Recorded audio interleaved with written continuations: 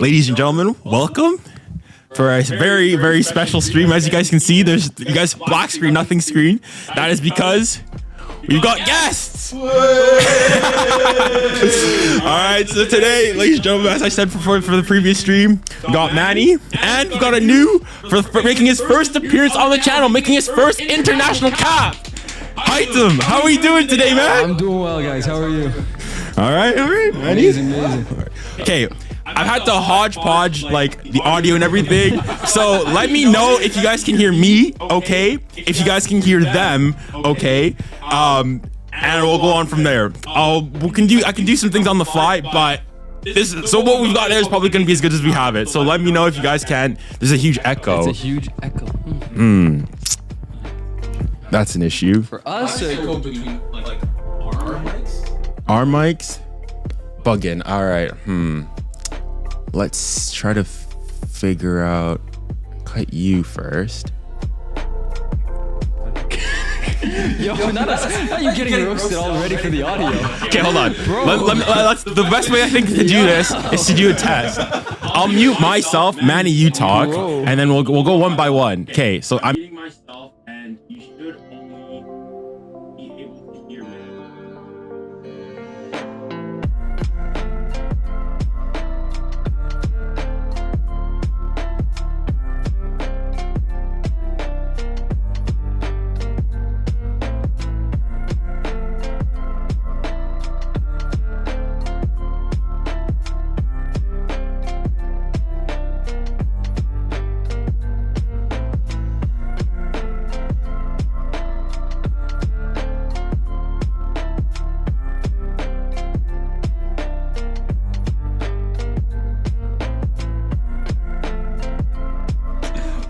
Okay, you guys can hear me. I'm assuming that you guys can hear me fine. And Garbage Day was yesterday. Yeah. Yeah, I guess it's true. Okay, you guys can hear me fine. Yeah. All right. Can you try speaking? Yo, can it just say yes or no if you guys can hear me?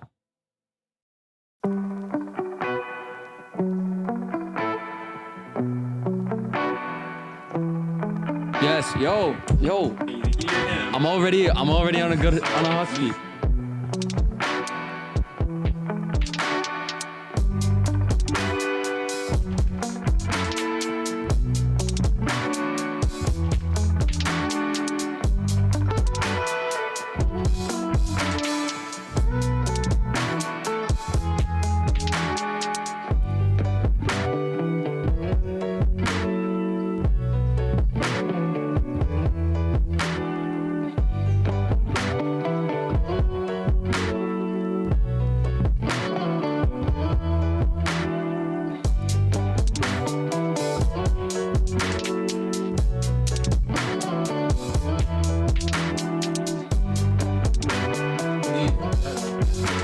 insured. We're not insuring Yeah. anything, but nor do we really care.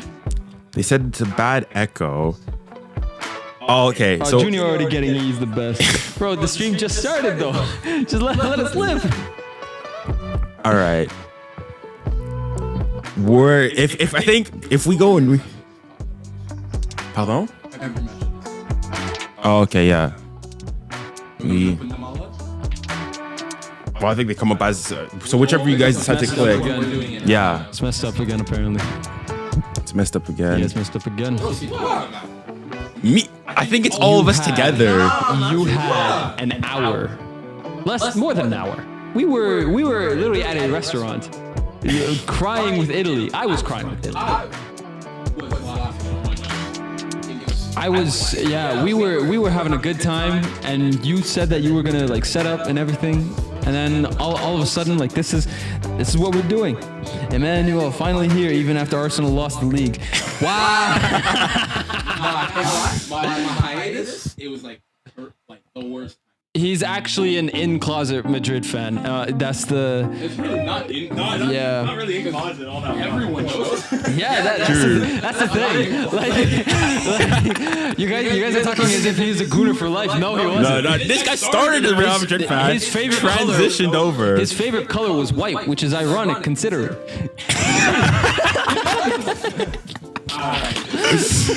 All right, well, we got kickoff here. What are you guys' predictions? Who do you guys think is gonna win? Listen, because I am a Toni Kroos fanatic, I just want to see him play one more time. So, any German win, I'll go for like 1 or 2-0. But if it has to go with Denmark, I maybe have to scrap a 2-1 for Denmark or 2-0 Germany. Interesting start by Denmark because Germany have had. And I'm like I'm very biased because I just I don't want. think Germany gonna do it. Yeah. Well, I think a lot of. Role and they pressed him straight away, which is I think how you usually I just don't want Germany to win because I'm just a Manuel Neuer hater. I just hate him. I just hate him so much. But considering the fact that Toni Kroos is basically having his last dance, I just want to see him play more. You know what I mean? I guess Like, yeah. because if he gets eliminated, there's no oh better luck next time. There's no next time for him. You know what I mean? That's why I want Germany to win so badly. Like I on a regular basis I wouldn't, but any other time, like specifically for this time, that's why I want Germany to win, just for one player. So you guys both okay? Do you want Germany to win, or do you think Germany's gonna win? This game? Yeah, Want them. and think they will. Okay, I'm like in the previous game. I wanted Switzerland to win, but I thought Italy would win. This time around, it's the same thing. I think Germany's gonna win. I'm winning 3-1. But I want Denmark to win for the sake of the upset. And as as like a Frenchman, you can't have. It says we're echoing a lot. Again, that's the thing. Like, and we talked, right? Like me and you made our predictions for Italy, Switzerland. We said 2-0 in some sort of scrappy way. It was not a scrappy result. Switzerland played so much better than Italy, and it was kind of scary to watch. First 20 minutes, it was chill. The Italians were in there, they were good. is always the outlet, so he's always It was good. The thing that I always realize is Jan Sommer, like Switzerland's goalkeeper, is European Guillermo Ochoa. True. Because we never hear from him, right? Like, he's an Inter right now, but we've known him since Gladbach. We have, like... Oh, 1-0! 1-0! Please don't tell me. Schlotterbeck! Nah! That's not your fault! Your fantasy! Go! With context, where's the camera? With context, Manny has been stressed out about fantasy ever since the Euro started, and I have the text to prove it. This guy has quite literally been... I really thought this guy had a gambling problem, and then I realized that it's just him playing fantasy. Are they checking? Are you serious? Wait, what is it? Of course Michael Oliver is going to check a clean header. No, it's not going to count. You're What is it? Is it allowed- offside? For what? Well, it's 0-0 now. Dang, wow, okay. Would have been a start for him. He's had a couple of good touches defensively, but but we digress. This man to my left, right, has had a fantasy problem, and this man right here has had a fantasy problem, and he has texted me, and without context, you would think that he had a gambling problem and has just been placing money constantly. I can read it. You stay on the chat. This is my story to tell. Here, let's see. Where did it go? Where did it go all the way? Okay, I found it. So let's see. Let's see.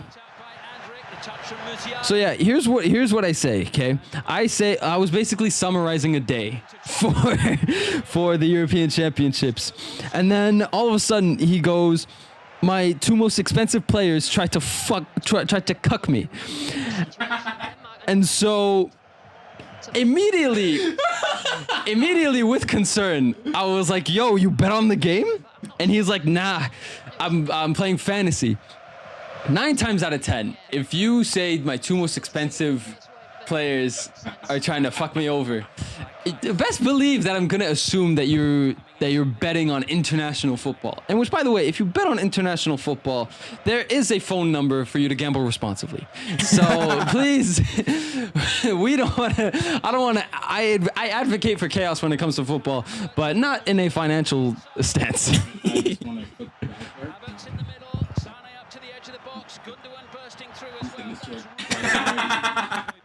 I'm gonna just leave that out there. Listen, man, this is my debut. Allow it. Listen, this is the mulligan. This is my mulligan. Think of this as my mulligan. What a save. I'm What a getting. save by Schmeichel. I deserve a free pass today because I'm making my debut. Okay, let me know. Let me know if you guys are still hearing the echo. I think I've managed to fix things. Let me know if you guys can hear me right now. So there shouldn't be any echo anymore. Fingers crossed. Cracking shot from Full on Kimmich. knock on wood. Acrobatic from Schmeichel, winning his 105th cap for Denmark today. No echo. I'm depressed that Italy lost. I'm an AC Milan fan. Hey, man, honestly, to the guy that said he's an AC Milan fan with the Liverpool profile pic. Hey, yo. No, you country. Wait, hold on. What you mean? Like, man, that's fine. I like balls like him. Well, yo, what did he do? What did he do? Why I get thrown into? It's a good save by Schmeichel, though. We apologize to anybody that think that we were going to be doing commentary. You put the three of us in here. We're going to be talking about anything. So all I'm going to say is a Toni Kroos outswinger, and then we're just going to be talking about anything. Here. I mean, it's been pretty dominant. Bang. Oof. Oh, counter's on here, maybe. What's the name of the other guy? My name is. You know, I'm happy that I'm getting my acknowledgement. Okay, if you want my name in English, it's Haytham. If you want my name in Arabic, it's Haytham. Those are the pronunciations of my name. High risk, high reward. They push bodies forward, which means that they leave the centre backs exposed a lot. Nobody's really. Nah. Bumini invited Gundogan and Wijnaldum over. Yo! No. Let me.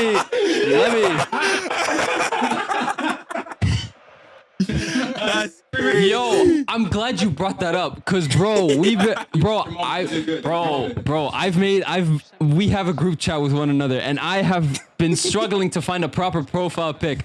It started with Pogba, Mbappe, and Griezmann in one, and then it ended up with Hakimi, Dembele, and Mbappe all in one. So, as you can see, I'm Dembele, and what? You're okay. I'm Dembele, okay? Because you're lighter, you're gonna be Hakimi, and then this man is Mbappe, even though he's a center back. You know what I mean? Like I'm cooking, but I'm not cooking well. Carried by 𝐿𝐶. Yeah, good press. The order, yeah. When they've not got the ball. Germany. Wait. So, Canadian shirt guy, you got Alphonse. Hey! What? Something? Oh, okay. So what is happening? There was a switch on the right. 𝐾𝐞𝐫𝐽 has the ball at fullback. Yeah, we have. Yeah. Yo, Or like their chat. I don't expect people on Twitch right now, but nah, it's 𝐿𝙗𝐿𝐻, 𝐃𝐞𝐬𝐿𝐾𝐲 𝐿𝐼𝙠 with a beard. Yo, listen, whoever called me 𝐿𝙗𝐿𝐻, I hope your pillow is warm on both sides. Yo, I'm not tall and lanky like that, bro. I'm not tall and lanky. Decided he wanted a little more width for this one as Rudiger. Yo, SEN has not even SEN. Whoever wrote Michael SEN. Yo, Schmeichel has actually been on one. I'm gonna be real. Bro, he's been on one recently. He's made like 3 saves already. Kasper Schmeichel. Past his hands, but he got something on it. which teams are you guys? You didn't have Kasper Schmeichel on your fantasy, did you? No. I want Denmark to win, but I think Germany's going to do it. But I think Havertz was always going to keep that number 7 shirt in the starting 11. Yet another German corner and a more straight Brazil or Uruguay. I'm gonna be honest with you when it comes to what was the previous question? Who are you supporting? Who do you think is going to, or who are you supporting? Oh, who do you think is going to win? Okay, so for this year's championships, I'm just staying neutral because I've used up all my hatred towards the African Cup of Nations. Yeah, and he can vouch for me. I hated on everybody during the African Cup of Nations, primarily because my country wasn't playing. So I just decided to hate, and everyone's fave got out. So with that being said, I'm just happy to be here. I'm really just happy to be here. And for the game, who you support? Who do you want to, or you're neutral? You're neutral. For this one, I'm neutral, but again, like I said, I want to see Toni Kroos play more until he's gone. So you're not neutral. Just for this game, yeah. Okay, so Germany. Just for this game. Germany. I'm the only one who wants the underdog here to win. Even though I don't think they'll do it. What?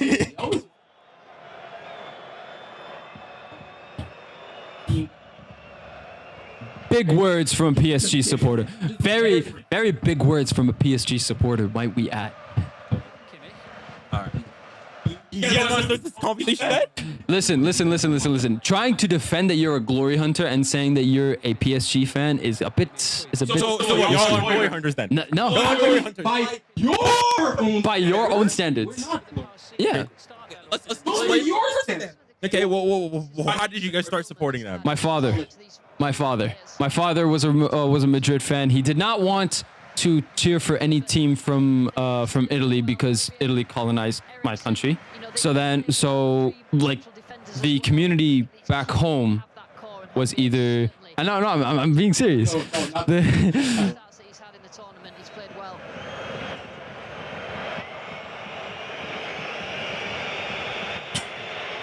Yo. Nah.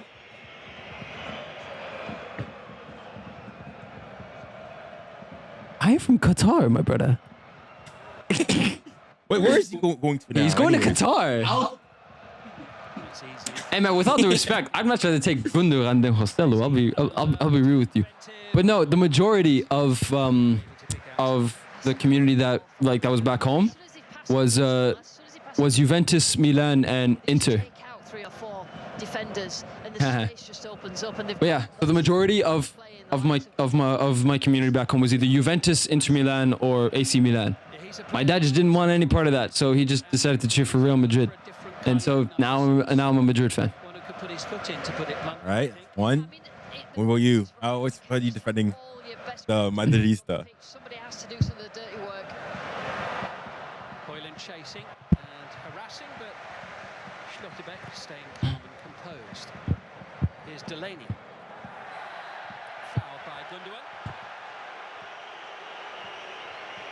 A rare opportunity in this opening 14 minutes for Denmark to get the ball into Germany's penalty area. Absolutely. Low key, that's installed right there. Yo, that's nostalgia. Yo, why am I being accused of supporting Qatar United? That's crazy. But yeah, because bro, that brings back. Because I remember like being if you could add a legal stream of El Clasico, you were living life. Bro, You were living bro, life. bro, the first ever El Clasico that I saw, like live streamed, was 2014, where it was 4-3 Barcelona. That one. simpler time. I loved it so much. Yeah, there's questions about why 𝐼𝙗𝐸 starts, and that's exactly why 𝐼𝙗𝐸 started. Well, I'm giving Joselu now. So he just I'll take it. I'll take it. Bro, that man, I hated the fact that we needed a striker and all we got was Joselu, and then all of a sudden Joselu came in clutch the entire season. And I will never understand it, but I will not complain, because at the end of the day, my team is a Champions League winner again. So I think I reckon a draw. I think I'll say I think draw. I'll say 1-1. I think both teams will find a draw. Yeah. Being very particular here as he needs to be. we are. Tony Kroos, David Raum, the two players either side of the Canada has the pieces, they just don't know how to use them. You know what I mean? Like Jonathan. Exactly, new coach, but like we've seen Jonathan David at his, but unfortunately his best is either with Lille or for World Cup qualifiers. That's it. Like, credit to him, he scored the last game, but it's against Chile. So if I'm being honest with you, fair enough. If I'm being honest with you, I'm gonna have to pick either 1-0 Canada, unless if they can pull it out of the hat, 1-0 Canada. If not, 2-0 Chile, because I realize that we gas out very quick. Canada gasses out very quick when we're off to like a very good start. Here's Kroos. Andrick. Now Rudiger. Hasn't missed a minute here, nor in the last Euro or the last World Cup for Germany.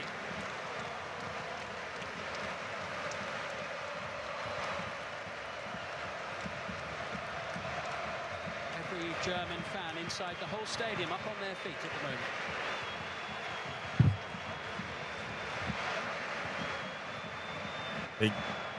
Rudiger's pass collected by Havertz. He's got Vestergaard for company. What does my guy say? 𝐾𝐞𝐽𝐺 delivers. Big header away by Christensen. Yeah, I can hear him. Anyway. Speak up. I can take. Did I scream? Hear me now. Ancient hieroglyph. Yo. Deflection taking the sting out of that. Tell you what, I actually had this like whole thing. I didn't expect myself to be called Joselu. I had this whole thing where I was gonna be called what was it? Hakimi's predecessor, not successor, but predecessor. I've been waffling saying that I taught Hakimi everything he knows, and then.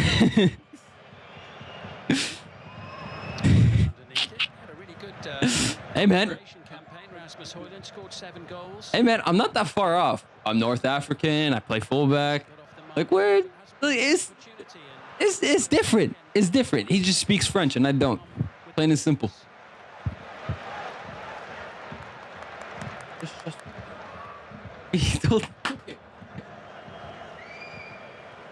They're the ones that are telling you to shut up, not me. I'm all right. Can we focus? We are trying to focus on the match, please, man. Hold on. Is not in the squad? The thing is, I haven't even had a look at the squad. Versus, I mean, granted, if it's based on his last two performances, I guess it makes sense. But still, I thought, especially given this first. Looked a bit deeper there to collect the ball and get more involved in the game. Here's 𝐃𝐞𝐿𝐵𝐶. with Eriksson. This is better from Denmark. Verts on the bench. Pretty fuming. Verts, I don't think he's on the bench though, is he? Absolutely nothing to do. No, yeah, he's not on the bench. Oh yeah, he is on the bench because it's Sané on the right and Musiala on the left with Gundogan in the middle. Move the ball from right to left. He's in the squad. All of a sudden, Denmark can get some sort of composed possession. I think he's just like he's not. I mean, because he didn't play well in the last groups. So I think it's fair that yeah, he dropped. Vestergaard. This is 𝙾𝙧𝙘𝐿. In England now, but was used to play in Germany. 𝐵𝑗𝑒𝑟 with Bayern Munich. True, yeah. Because I mean, Christensen. You're just watching Toni Kroos, even out of possession, he's dropping into the back line just because he knows how many men Denmark put on that front line when they do attack. still not. No way. No, want me to disagree? Yeah, you know what? Take this mic. I will sacrifice. I will. Like he was perhaps onside, but what about that for a touch? He did the hard bit. That first touch is so much harder than the finish, but terrific defending from Rudiger. And his 1v1, he really fancies himself. He can get the puck away. Okay, I made a short about this. Who would you guys say thus far at these Euros? Who's been the most disappointing like nation?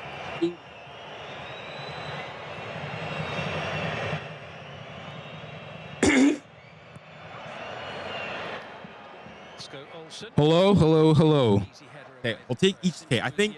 Can you guys hear me? Okay, just put like a thumbs up or a yes, and we'll go like in a circle. Would have been a good part of the field for them. Now 𝐼𝙗 is just arguing. I think it's just Yes. Okay. like that. It just Hello. Can you guys hear me? Is my sound good? And I'm cool with being Is I can Rudiger looking for Havertz once more. all day long. Surrounded by I red-shirted defenders. We know. really want, like, there's anything that I want And a free kick for the challenge given from a chance. Rasmus Højlund. because every time it's just trying to get find his own ball. He's trying to drop deep, but he's literally really under pressure. If it's not Rudiger, it's Schlotterbeck. They won't give him any sort of I chance to deal- turn and physically deal with him. They don't mind that. I think he'll be happy with his team start, but he'll Bro, eventually he's Right, okay, back. because they've been that dominant. They need to score when they're on top. hey. Yeah, Nagelsmann quite prominent on the edge of his technical area for much of the match so far. No, what trying to insinuate? I'm not trying to insinuate anything. I'm saying India I think he's good. Too long for Rasmus Højlund. deserves that. Musiala initially beaten by the bounce. So you guys the can't mic is- hear. Andrich getting a foot in. You guys can't hear him. And it put in by I think you guys might have to hear Andreas Mike. Olsen getting his opportunity this All right, well, to answer the question, I'm cool with being called Brahim Diaz. I'd rather get called Brahim Diaz other than Joselu. I know. If I have to get called Joselu for the whole stream, I'm cool with it. Yo, how many names do you have? Up front, Denmark, Olsen staying out wide on the right-hand side here, but he's had a really good season. Plays in Belgium with Brugge, and he scored 26 goals as they won the league this season. Oh, the moment Might just have a lack of cutting edge, and they've not scored that many goals. Germany would say that they lack a finisher as So wait, well. He's okay. usually on the bench, full Krug, but Yeah. the way that they Wait, so you said creates chances for England's been the most disappointing nation. I want to say England, yes.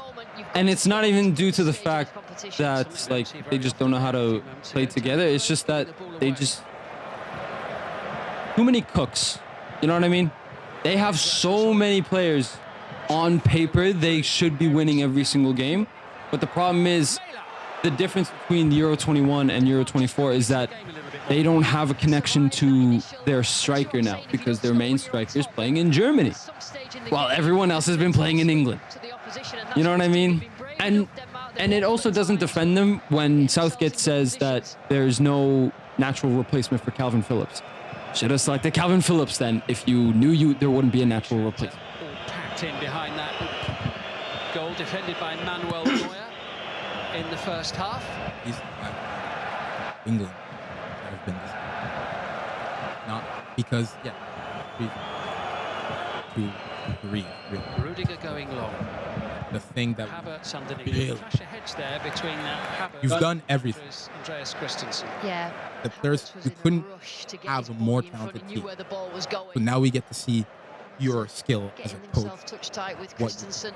doing the camp and bring the Clash boys. of heads there, saw one. It's not It's still dry at the moment, we're bad.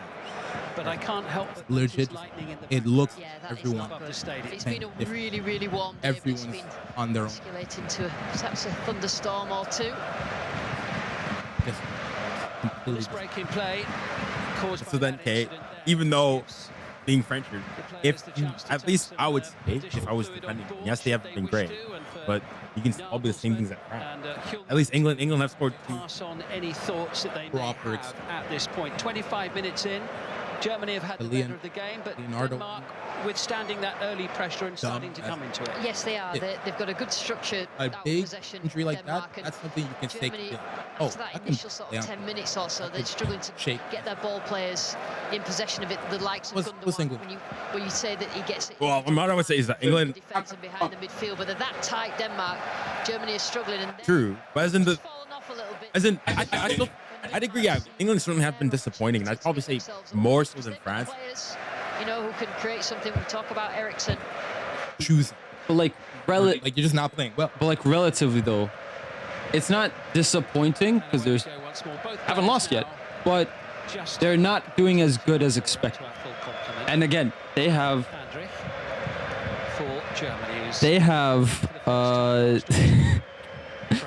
they quite literally have like the best players in the world, like literally trophy winners. They know how to get to a final and they know how to win and they know how to play together because they've played against one another. But does that necessarily translate? That's the thing. And that's the problem. It's like, why is it not translate? It's certainly not. It certainly can't be the coach, because the coach has managed these players for so long, since 2018. So at one point, like, who do we point the fingers to, if we even have anybody to point to? It's not Southgate. It's not Pickford. It's not Kane or anybody on in that is actually playing. Who is it? Brilliantly skilled and elegant Because footballer he is. as much as we could say they weren't Brilliant from winning the Vestergaard, final that. game, this and the other, Run back by Schlotterbeck. they were still Real determination. playing, He was a bit especially unlucky groups there. full- 𝐾𝐞𝐿𝐴. from Now collected by Alexander. freed from desire for Euro 2021 was played 24/7. They're Yeah, producing goals. You know, when they win it back, those little passes that find it the feet of a teammate, and Controlling it. something that This they didn't time, do when it they were just panicking in the feels- 10 minutes or so. Denmark. Yeah, I don't know if it's that the players are trying different things. Like, I feel like it looks like they as older players are like, Kimmich finding neither Sané Southgate might nor have told them, Havertz and then indication. Thomas Delaney, maybe Eriksen. Palmer. You get what I'm trying to say? The new crop. 𝐾𝐞𝐵𝐻 I don't know if they got different instruction, but to 𝐾𝐞𝐿𝐴. very. Just got a whack in the lower back area from David Raum, I think. Raum not having any of it. Supposed to. No one else to blame than you. I'm very big on Germany back in possession with Tony Kroos. let's not always Plus, if it blame doesn't work out very well, this managers might be the for last time we see Tony Kroos on a blame. football pitch. He just needs to take accountability at this point. At the very top. The thing is, because I've been speaking with a lot of friends that got back over in England, and I was been okay. Number one, obviously now you're not going to sack Southgate in the middle of the tournament. Those are the two. Okay, as bad as Southgate has been, yes, and I'm not saying he's revolution Pep. Right now, unless you're going to go and find another manager who's better than him. Honestly, find a different formation and see if it, and hope it sticks. Because putting Trent in midfield on a 4-3-3 has not been the best option. And so, and you have other midfielders that can play center mid. You have Conor Gallagher, that is an engine, a real engine for and he's been one of the backbones for Chelsea, in my opinion, this last season. Why don't you put him in midfield and then just see and then basically just hope it sticks? Bar with a chance to deliver.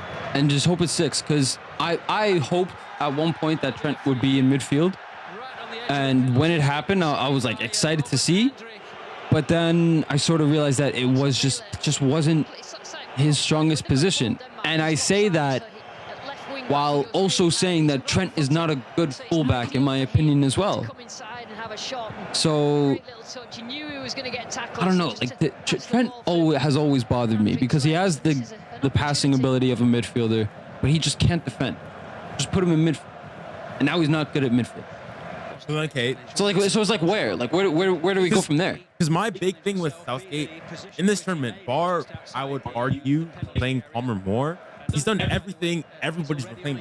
He's tried him in midfield. He hasn't tried him in midfield. He's put Foden, Bellingham, Kane, Saka all on the pitch. At some point, like even though like this probably been a few times, I actually agree with like Rory Jennings. He was talking about how like Cesc Fabregas's analysis, I think it was in that first game of Palmer. It's always been like in the English media, how can Gareth Southgate get the best out of him? And Cesc Fabregas, like, we keep saying this, that, and the other. At some point, we're gonna say, why can he just not be good? All right, Christian Eriksen for all the marbles. Germany, as Eriksen can't find a way past the ball. What?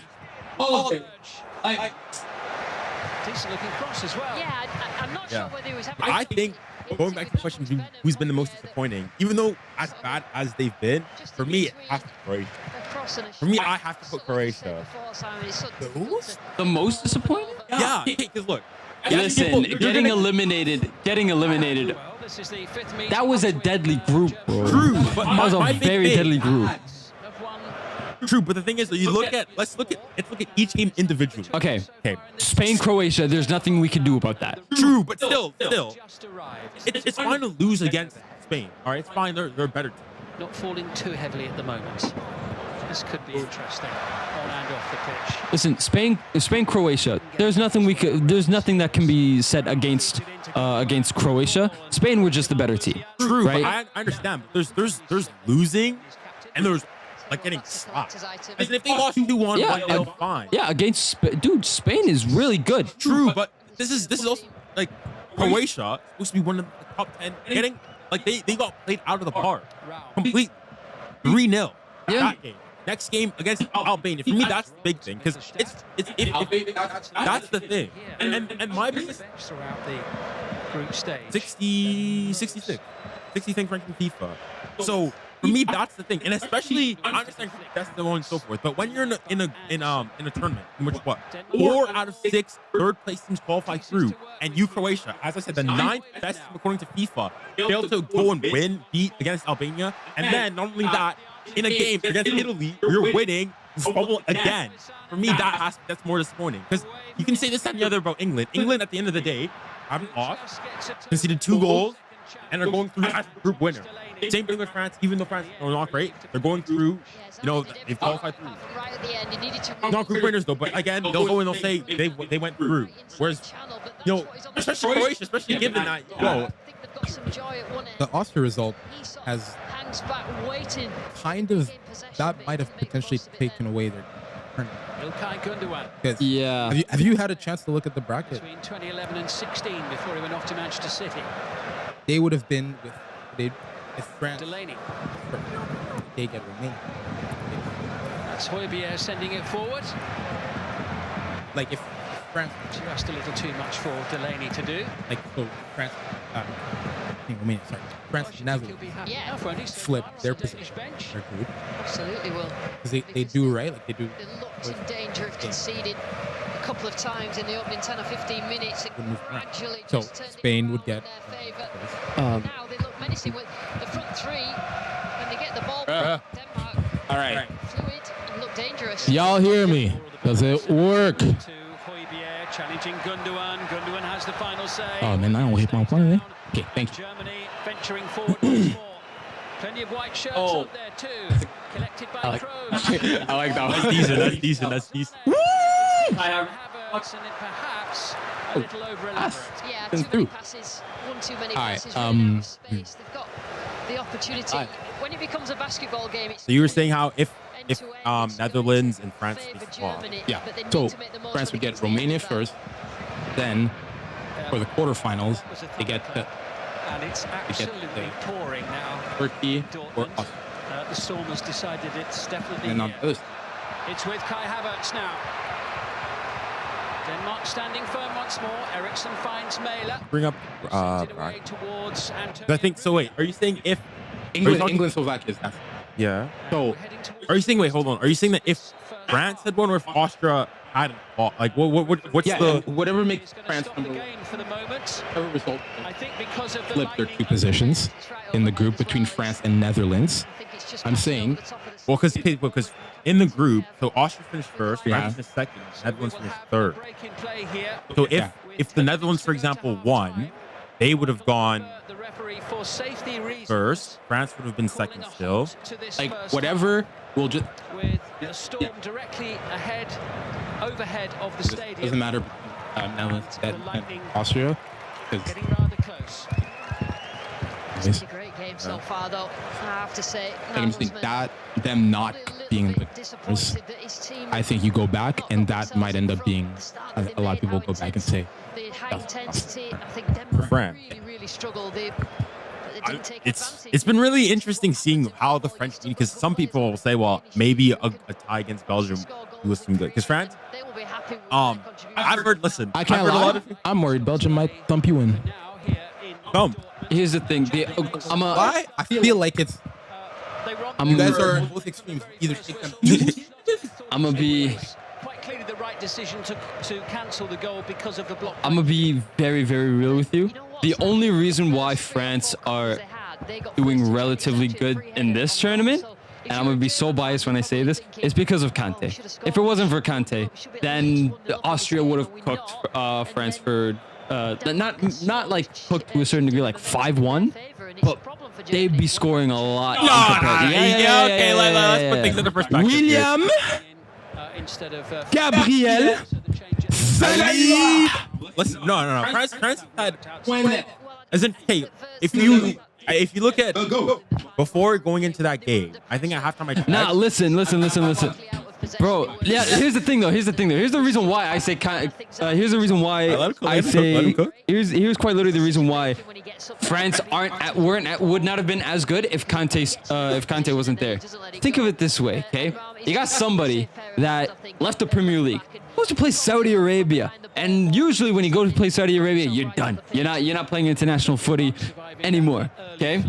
This man literally comes back and gets man of the match against Austria, stops so many counterattacks, so many breakaways against an Austria team that literally broke the nose of their star player. And you're telling me that France would not have gotten out of there alive without him? If you want, we can bring up the XG. Bro, there was literally a thunderstorm just now. You know, what about the younger players? You know, what have we got that's coming through? Because at some point, Yes. you know, like it or not, the likes of Eriksson think- and Højbjerg are not going to be playing anymore at this level. I thought it was just. I didn't even realize it was like pouring down there. Whether he brings that For those who are not watching, there is now a not a rain delay, but a thunderstorm delay. So we're basically just going to be yapping for however long this delay is going to be. whether they come out on top or not, they always work hard, and I think Eriksson is. Yeah, bro, I've been called Joselu, Chalhanoglu I'll take for sure. Arabian Carvajal, Gundogan, Brahim Diaz. Eriksson, the longer the tournament goes on, I mean, he didn't start very Wait. much, didn't have as Like- many But okay, chances as he so would if have. going back to the Austria, okay, Yeah. if you go look at XG, France, I think I had No, okay, I'm gonna stop you right there. I'm really gonna stop you right there. I'm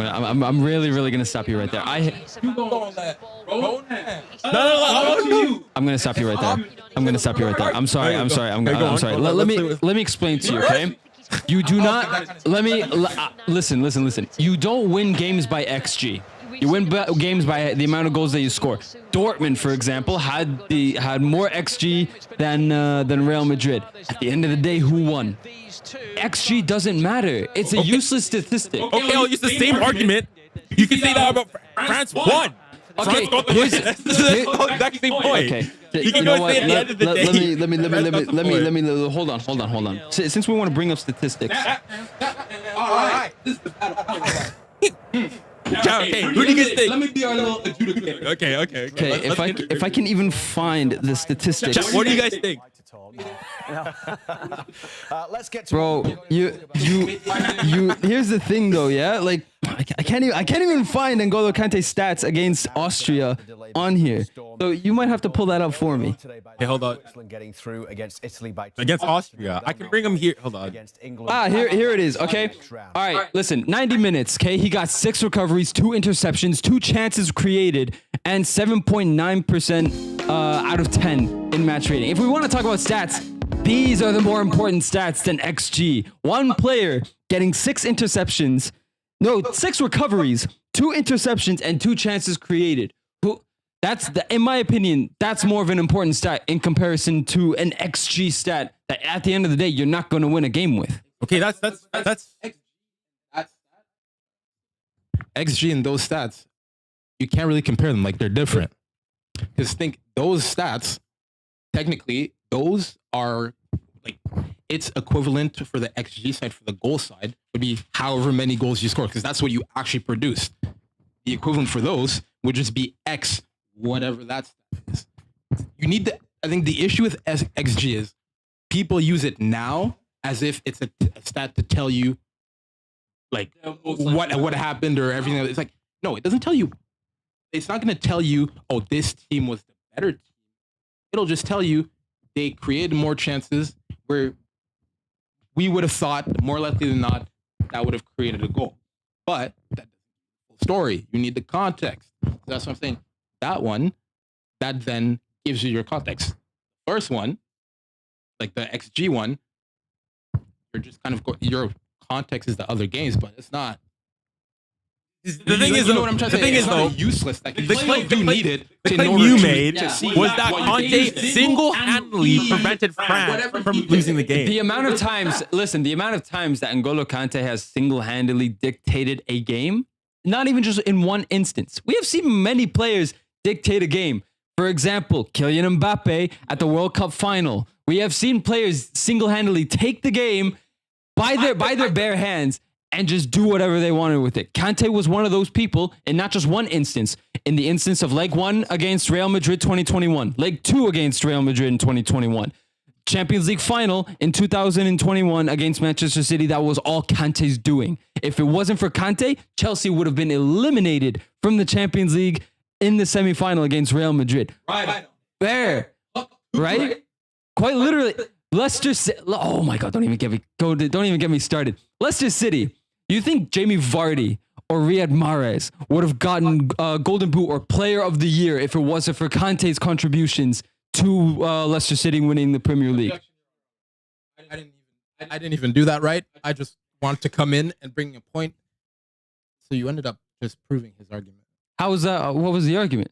Jamie Vardy, Yeah. Riyad Mahrez would not have been the players that they would have been without Conte. So that's Yeah, I'm saying what like he's doing is that I'm that would saying- be affecting XG. No. It's a constantly going thing. No, I'm saying there. I'm saying that And there's. thus, SG is being affected by. No, I'm saying. Hold on. Here's what I'm saying. I think we straight from your argument. Hey, Here's what I'm saying. What was your initial argument? Your initial argument, Okay. and what I clapped back was, is that, yeah, and you said, Okay. exactly, and you said that Conte single-handedly, you said if it wasn't for Conte, Yeah. France would have gotten smacked 5-1. Yeah. That was your initial claim. Yeah. That's the one I took I never back said at. 5-1. I never said Or that they would have 5-1. gone battered. Yeah. Or they would have lost. They would have lost. I said they would have lost. Here, let me explain. Let me go back to my Vardy and Riyad Mahrez argument. They probably would have done well in that season, but would they have really won a Premier League trophy without N'Golo Kante? It's that same. Listen, we and it's can that same- argue whatever and it is that same argument. And if you don't believe me, Kante literally went to Chelsea, a broken Chelsea, the next season, hey, and he ended up winning. I'll grant all your points for Chelsea, Leicester, Champions League, all that. We're isolating this game, Austria-France game. Let's look and see. Because you're going and saying Austria's best chance in that game, you guys can back me up, wasn't any of Conte's. It was that one chance they had in that first half from a great save from Mike Maignan. That's probably, if I've got the statistics here, I can bring the XG, where they go and they show the chance for the XG. Austria's biggest chance or biggest XG chance was when Christoph Badnager was through in on one, and it was a great save from Mike Mignon. That's their highest XG chance. When you're talking about when the defensive action where he came back, okay, but I'm not sure how good of an XG. It's a goal. He stops it. Hey, man, yes. I'm just saying. When you consider the fact that France and Mbappe threw one-on-one on goal there, Okay, and Mbappe misses that. Okay, missed it. It's okay. That should be 1-0. As in, the XG for the game here is 2.13 to France to 0.76 to Austria. Okay, yeah. So unless you're going and saying like that, what Conte prevented, they only had an XG of 0.7. He didn't prevent any XGs. He just prevented counterattacks towards an XG. And that's the thing, though. XG doesn't tell you. That doesn't help. That doesn't help. Yeah. So it'll. The thing is that. Okay, mic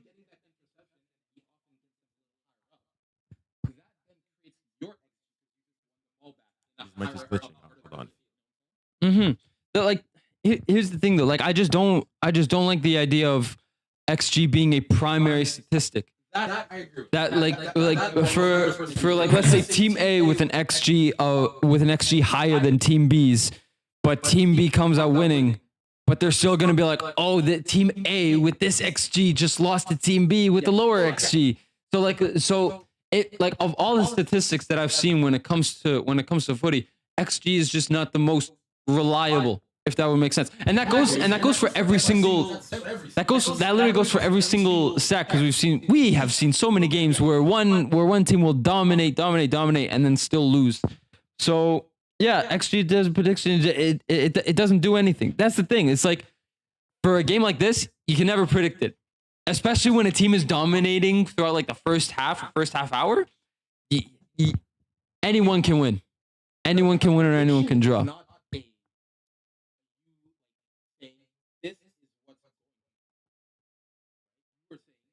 Based on what I have seen, I think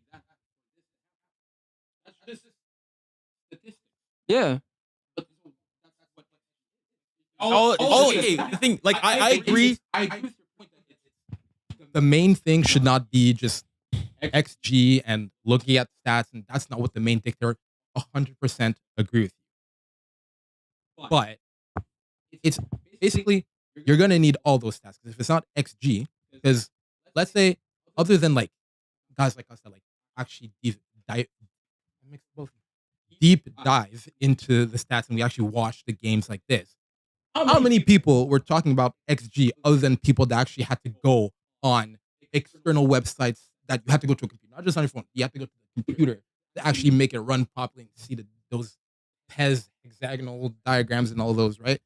Most people don't even know what they're saying with XG, as it is with any of the statistics we could throw it out there. So I don't think it's useless necessarily, but it also isn't, like, we've now gone the other way, especially if you go like online or something.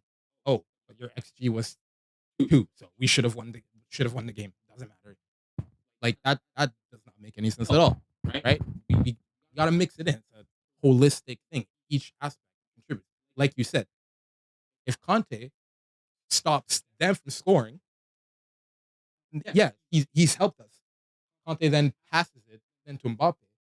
Conte didn't score a goal himself. That's not what's gonna make his goal go up. XG went up.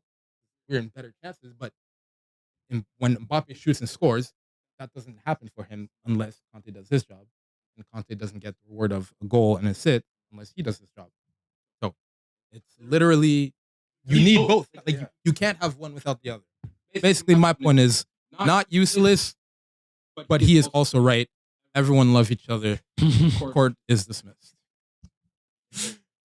Are we back? We are not back. The Still waiting. The delay's still continuing. If we were to make a group stage best 11, we're going 4-3-3. What are we picking for a goalkeeper? I want to have chat say go and say. I'm gonna have to say. Let's pick the positions by now so that we don't have chat spamming. Okay, so Start with goalkeeper. Start with the goalkeeper position. I want to pick. I really, really want to pick. I actually don't know who to pick. Unai Simon. Either Unai Simon or Kasper Schmeichel. I would say Unai Simon or Kasper Schmeichel would be the picks for maybe Donnarumma. That was actually a decent shout, but those would be my picks for goalkeeper. We haven't seen a lot from goalkeepers as of late. Well, I feel like the difficult thing with goalkeepers is that you say Unai Simon, but like, are you saying Unai Simon because he's actually been good or just because he hasn't conceded? That's the thing. Yeah. He's been fine. Yeah, no. I am surprised that 𝘂𝐿𝐴 is actually playing well. I don't understand. I am actually 𝘂𝐿𝐴. Yeah, I'll take that dub. Wow, it is a lightning storm out there. Who do we want as our keeper? I agree with the chat. Donnarumma. I would say Donnarumma. For me, I think. Oh, Donnarumma well, the thing is, KK, for keepers though, as I said, the difficult thing is if for one of the big nations, because they don't face any shots, it's hard to gauge how they've done. Whereas if you go and you like, technically, I think now I saw the thing, the keeper that's made the most saves is the Georgian keeper. So would you say that on goalkeeping alone? Well, you'd have to go and look at like who's prevented the most goals, and that's why I would say either Donnarumma, I would say like whoever the Georgian keeper. Yeah.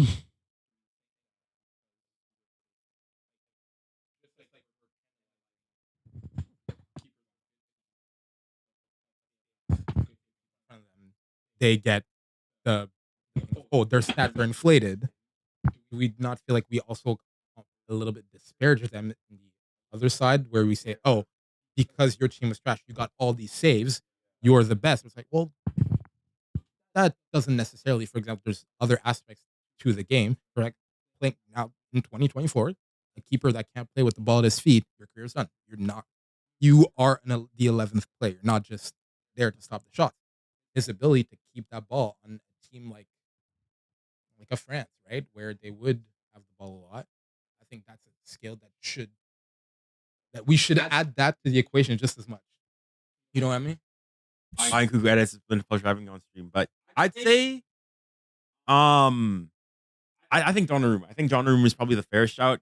Big nation, he's made good saves. Even today, if it wasn't for him, I guess we did say group stages, but I think he's had a pretty good tournament. So Donnarumma do you have an agreement there?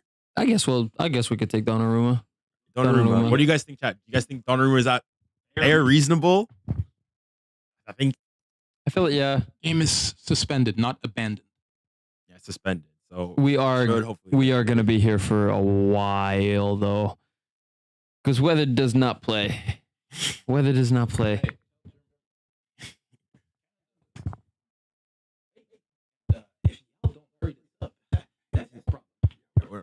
Yes, that. Sorry, that kind of game definitely we're having to watch that one. Hey man, I'm only booked for a few hours. All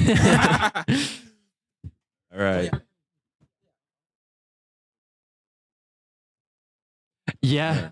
All right. But I'll maybe we problems to feature us. Problems to feature us. Okay. We shall see. So Donnarumma, I think that's a fair Donnarumma. Shout. So okay, what about right back then? Who you say has been the best right back thus far? 4-3-3. Yeah, 4-3-3. Kimmich or Carvajal? Carvajal. I'm not saying this because it's me. It's Carvajal. Nah, it is Carvajal. I think he's scored a goal. Been talking about the defense. I think gotta go Carvajal. Yep. Center back. Well, what would we say about center back? For me, Saliba has to make it. Saliba has to be it. Saliba. Okay, so unanimous agreement there. The other center back though, now that's where it's a bit like who are we choosing? I'll tell you what, either Rudiger or Schlotterbeck. Yes. Yeah, in the first game. That's a nod. True. Hey, that's two.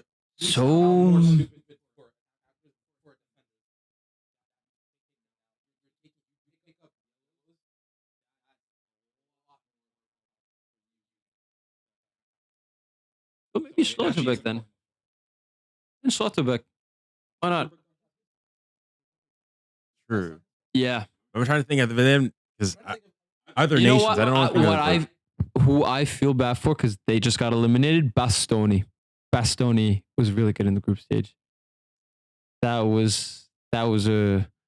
the other left-footed centre back. I can't remember his name. Calafiori. They were really good, but the problem is Calafiori scored an own goal against Spain, and Italy got eliminated just most recently. So it's tough to see because I really want to put a left-footed center back on the team because Saliba's not left-footed, is he?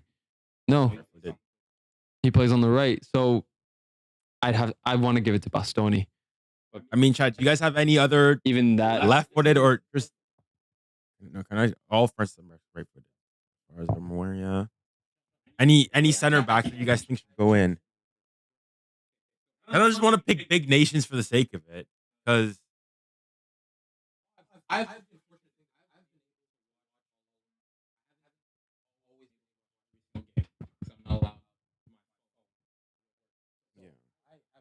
all of the games in Canada are happening during the day. So they all happen during the morning. yeah, they're like- all in the morning, like literally, like from 11 to. So I don't watch games other than. So every opinion that you hear from me, them, we can actually. From me, this is why you're seeing me put myself as an adjudicator. I don't have enough time in the game to give y'all a proper opinion, so I chime in where I can. I'm gonna be honest when it comes to, well, like I do agree with you on that. The thing is though, like I'm so far behind when it comes to Euros because I fall asleep during like the earliest games. Like literally when they were having like games at 8 a.m., I would go drop off my mom at work, and then I'd go home, have the game on, and then I just pass out. So most of the games I have not like watched entirely. So yeah, like I don't know, like for center backs, for safety, I want to say Ruben Diaz. I would have said Ruben Diaz as well if I hadn't said Bastoni. he's been. I mean, I think it was a good show. First game, I mean, both Portugal won both their games. I Yeah. think their defense has been. He didn't play in the third game, so I can't really blame it on him. Yeah, Ruben Diaz is his first show. I mean, I've got him in my fantasy team, so do we have a Ruben chat? What do you guys think? Ruben Diaz and Saliba? Ruben Diaz, Saliba. I think that's fair. I think that's fair.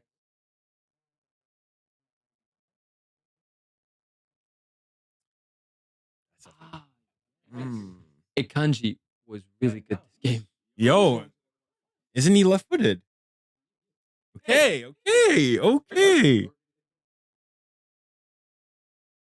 I'm pretty sure he's left-footed.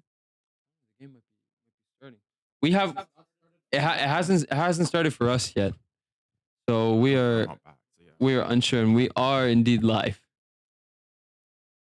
So, Akanji has Akanji been? So for me, unanimous agreement. Saliba has to start. I think that's yes. That was a great piece of But the thing is, okay, who's he paired up with? I think Akanji. Saliba. I'll give it to Saliba. Saliba Akanji. Akanji. Saliba Akanji. Because I mean, like, he's right-footed. But okay, who's been better, chat? Akanji or Diaz? Okay, they're getting ready to start soon.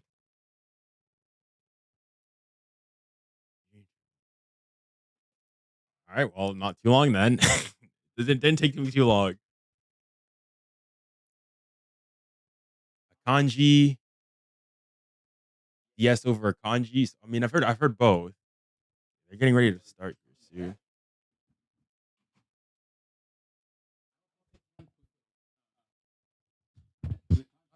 actually not easy. Akanji had to go through Germany, and they had gone through Italy. And I don't know. I just feel like they had the group that has forced him to show more. I think that's a fair show. Yeah, I'd probably go and say, Akanji. True. they lost. They decided not to show up. Okay. Thing is, I'm not even sure how far back or what minute we're actually in. We're not extremely far back, I would say. I'm not even sure what minute are we in. Yes, and any Ruben Neves. That's that, bro. I'll take that. Ruben Neves. What is your thoughts on Madrid selling your twin Joselu? Hey man, we got Mbappe at the end. I actually never wanted Mbappe. No, he's calling me. Yeah. I don't think. Yeah, that's what I'm saying. It's like, I'm gonna be blunt. Initially I never wanted Mbappe because, I mean, hey, if you're like telling me that you're coming to my club, and then at the end of the summer you're not coming to my club, not my fault, right? I had everything prepared for you. Hey, I'm mad I got blue balled.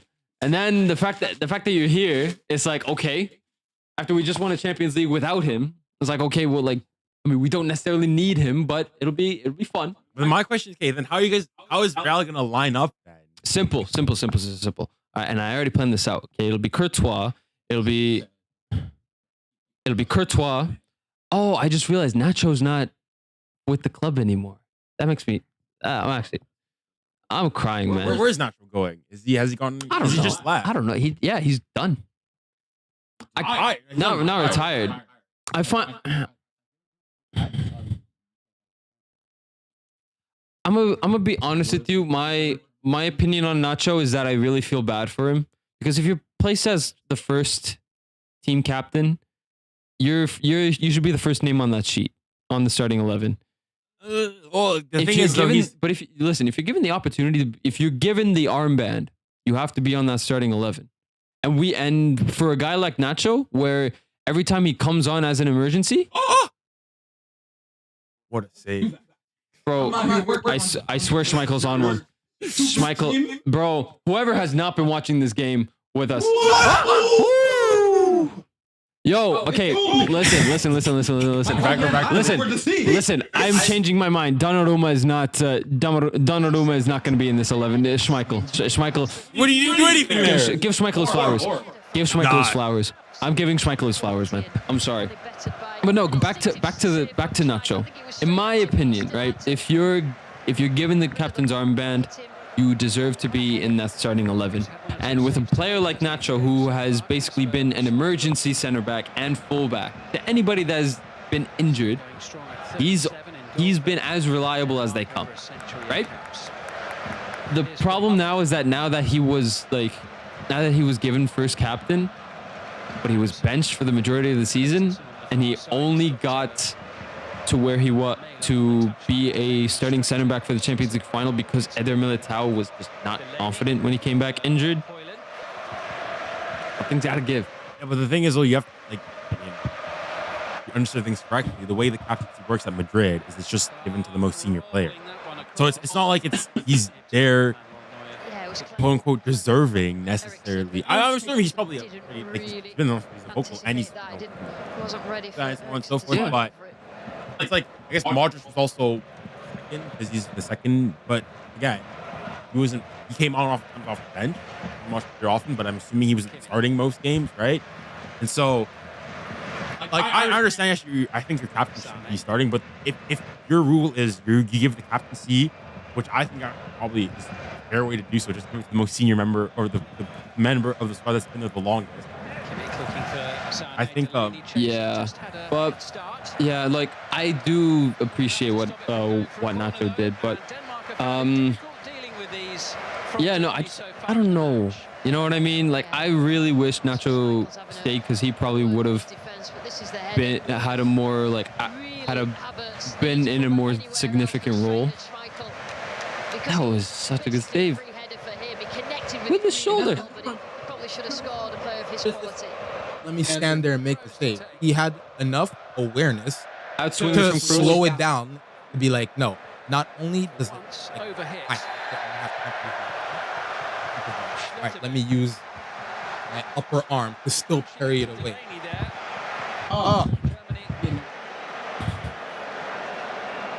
Have a free kick from referee. And another opportunity to put pressure on this Danish defence.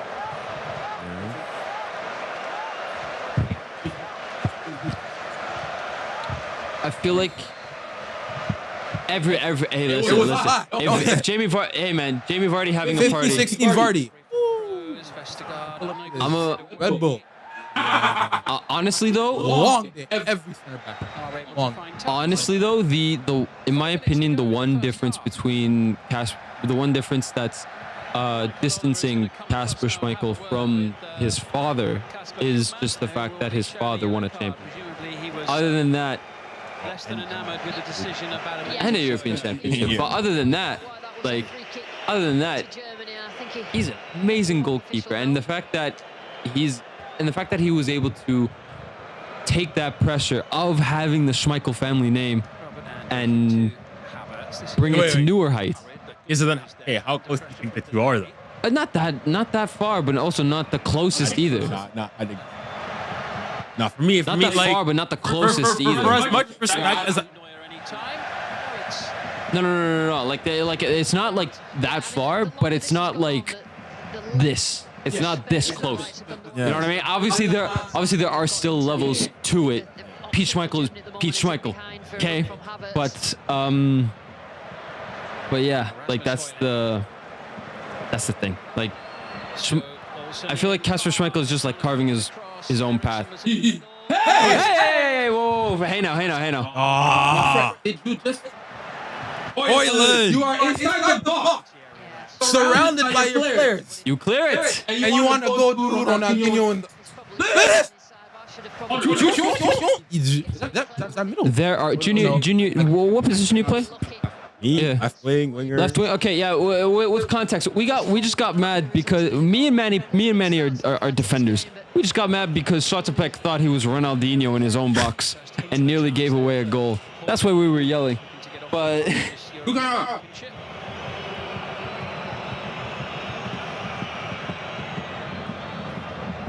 oh, it is jump. Thank you.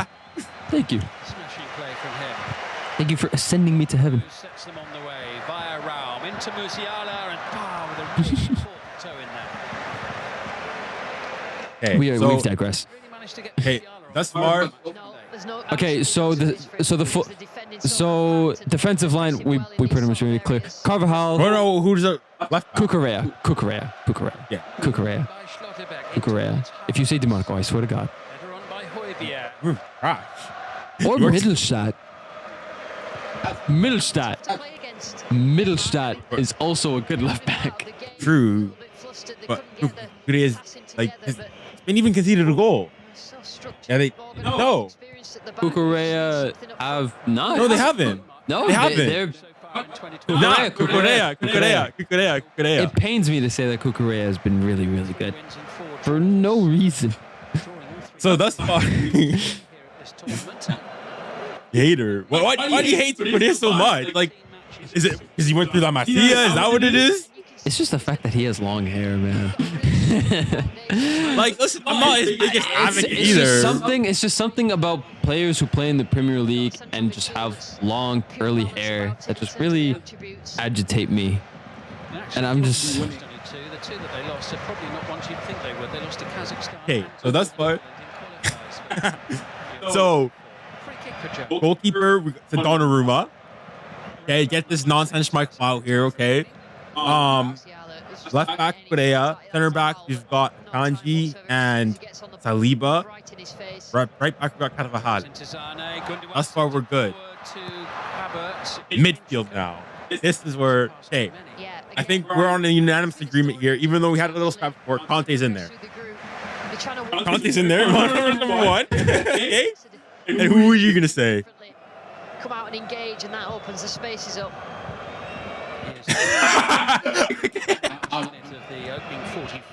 The Glazes. I zoned out. I'm sorry. What? Middle. Okay, so we are back line good. Midfield, best midfield. Conte, even though we had our disagreement, I think Conte has to be in that midfield. 100%. Probably the best midfielder in the tournament. But who else cares? Can I be biased and say Cruz, or do I have to be serious? I would just put Cruz in there. I'll Cruz. Okay, Conte, Cruz. Two center mids, so two center mids / CDM. So we can put Cruz and Conte. No way. Go on! Rudiger! No! Gratefully away into the stand on the far side. What Tell happened? you what, brilliant. This is all from Eriksen. I tell you. Oh. Eriksen's first pass is just so. And he's in your fantasy. He's in your fantasy. He's your captain in fantasy. Now look at Eriksen. He's on. Touch pass. He knows it delayed. Is he trying to? Oh no! Terrific save from Neuer. But he hasn't had Oh, yeah, he's gone. Well, Højlund. He was alert and he got He's there. tried everything best. He's back up. He's back up. Like the He's cool, real though. Madridista he is. I get all right. Another additional minute.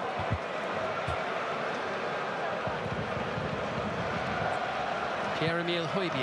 Yeah. We've had the drama of the lightning. Yeah, bro. Listen. We have so many snacks behind here. We gotta eat. I'm sorry. I'm hungry. I have had wings for breakfast. That's been.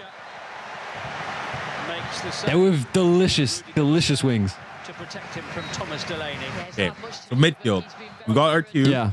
Who's the final one? Are we? So I'm assuming we're gonna go for attacking more midfield. Attacking midfielder. I really don't know who our attacking midfielder, because I don't want to say Jude Bellingham, because Jude Bellingham has not been our best. Schmeichel's made some good saves. Neuer, that one right at the end. Bro has not. I honestly don't know. Gundogan, I guess. Gundogan. It's not that it has to be, but like what other? No, not Chalano. Chalano plays CDM.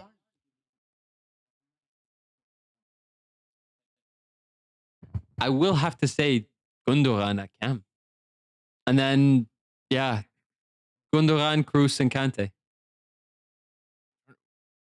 Who else are we going to put? Because it would just be, it would either be De Bruyne or Wirtz. If not Gundogan. He got a goal. He scored. Yeah. Things okay. Because of the man of the match, I would have to say De Bruyne. But then he flopped afterwards. So that's my thing. If they're your best midfield, listen, people are gonna call 𝐾𝐶𝐿𝐽𝐻. But 𝐵𝐶𝐞𝐿 Machado Loki. He's knocking on the door. He's saying he's coming. Listen. Not all of us are French speakers. Vitinha. I thought you said. The thing is, it's not even French. Bro, you made it sound like you were speaking French. Yeah, I did. Victor Machado Vitinha.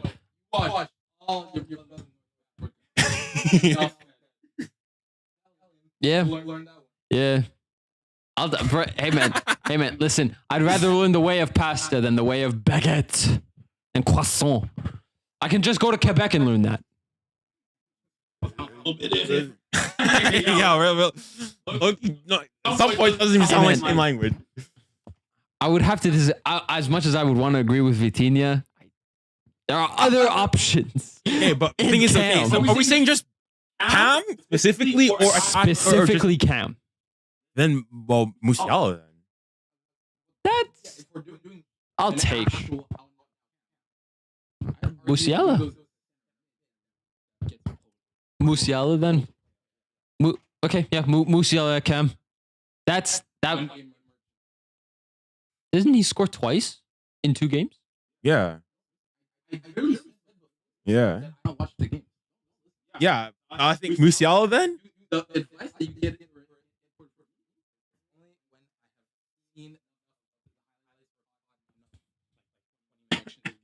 Okay.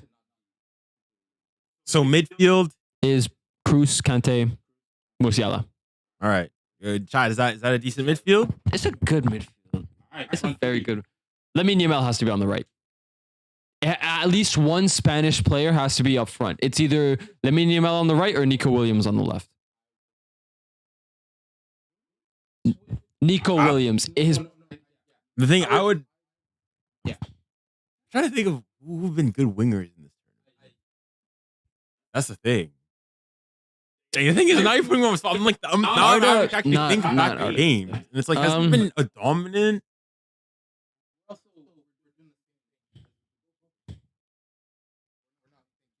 Maybe smaller countries that we're kind of focusing on this big. Right? I think some Turkeys, some Austrias. I was gonna say Arda Güler solely for that screamer that he scored, but there was also another winger for Turkey that I just don't know his name. With the young one, Yaldiz. Yeah, him. He was. The thing is, though, they didn't start in the second game. Yeah, like. And I didn't watch the last. For wingers, it's tough because the big countries. Because I don't want to go and say the obvious. However, we do have to. And also we have to give credit where credit is due. Lamine Yamal, and I'm a Madrid fan. Lamine Yamal is cooking. Lamine Yamal is really, really good. So we're gonna go and I'm putting we have to put Yamal on the right. I think Nico's been better than Yamal thus far. I'd have to disagree. Who is? I think it's been pretty. I think it's been pretty even. Because Lamine Yamal had a good game against Croatia, but then I thought, and then Nico Williams had an even better game against Italy. But then it's that's the thing. It's like who? Because unless we want to choose both. No, I think that's like I'm trying to think because I don't think Dembele's been good enough to make it in there. Mbappe should not. Should not be there. Not be there.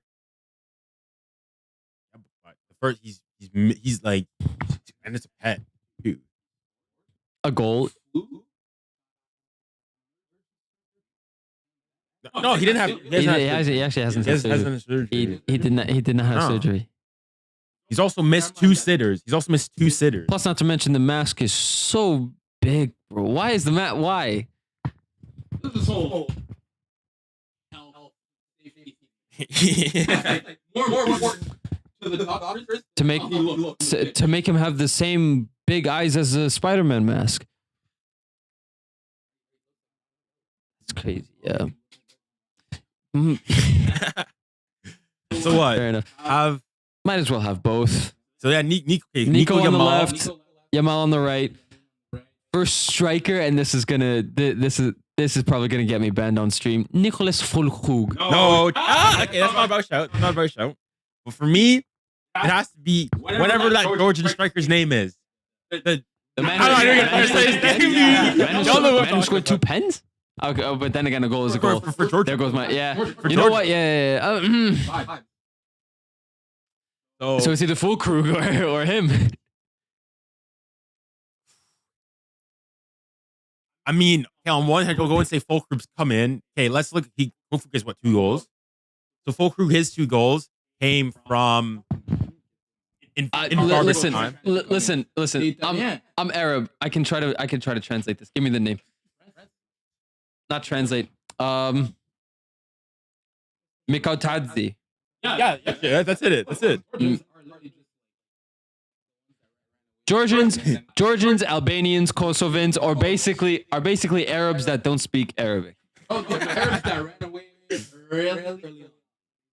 You see, that's the thing though. This disallowed goal should not have been. Yeah, what was it even disallowed for? Shielding apparently. Shielding, because apparently shielding's not from the keeper. No, the shielding against the defender. Oh, like screening. Yeah. It's obstruction, true. They never make that obstruction call unless it's a corner. One is frustrating. Obstruction happens literally everywhere. But they also, like in a normal game, they almost never. Picks happen. It's happened. You could get every second corner sent back.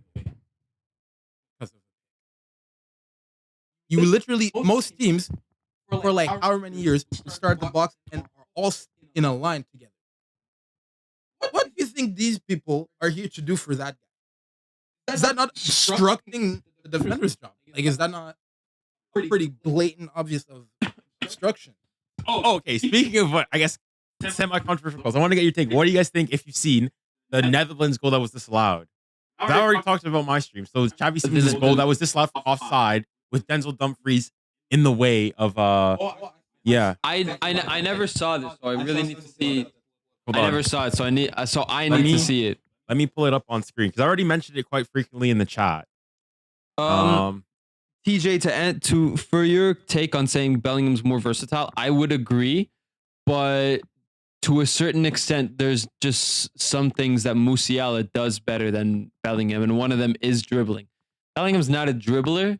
He has a high work rate when it comes to attacking and defending, but you're not going to expect Bellingham to take on 5 players all in one or get out of tight spaces. Musiala has done that a lot better than Bellingham. Again, not to say though that Bellingham is not better than Musiala or vice versa, but if we were to go based on last season, like we're talking about this. Okay. All right. Let me explain this. I don't believe that it's offside, and I'll tell you why. Right? I don't believe that it's offside, and I'll tell you why. One, the reason. So, in order for a player to be offside, they have the player behind the last man has to have the intent of getting to the ball. Dumfries just stood there. That's one. Second of all, Maignan was on one side already, and he was getting up. Xavi Simons was already taking the shot. Let's see. Yeah, you see, look, it wasn't even close to Dumfries. Listen.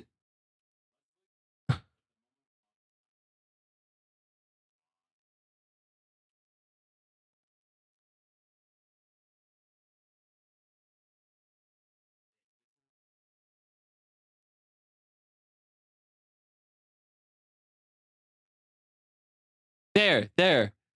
What is Dumfries doing? Dumfries isn't doing anything. But the whole yeah, The ball, like,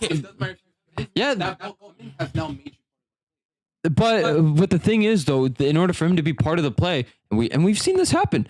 In order for the offside man to be part of the play, he has to have the intent of touching the ball. He just stood there. He didn't do anything in regards to it.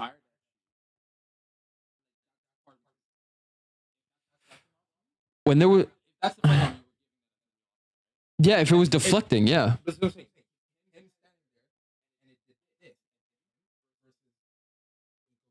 this situation where he's basically just moving out of the way. Okay, so Is that not him involved in the play? okay, Is he so not for messing up with for reference, if this counts as an offside, then how come Rashford's stop running?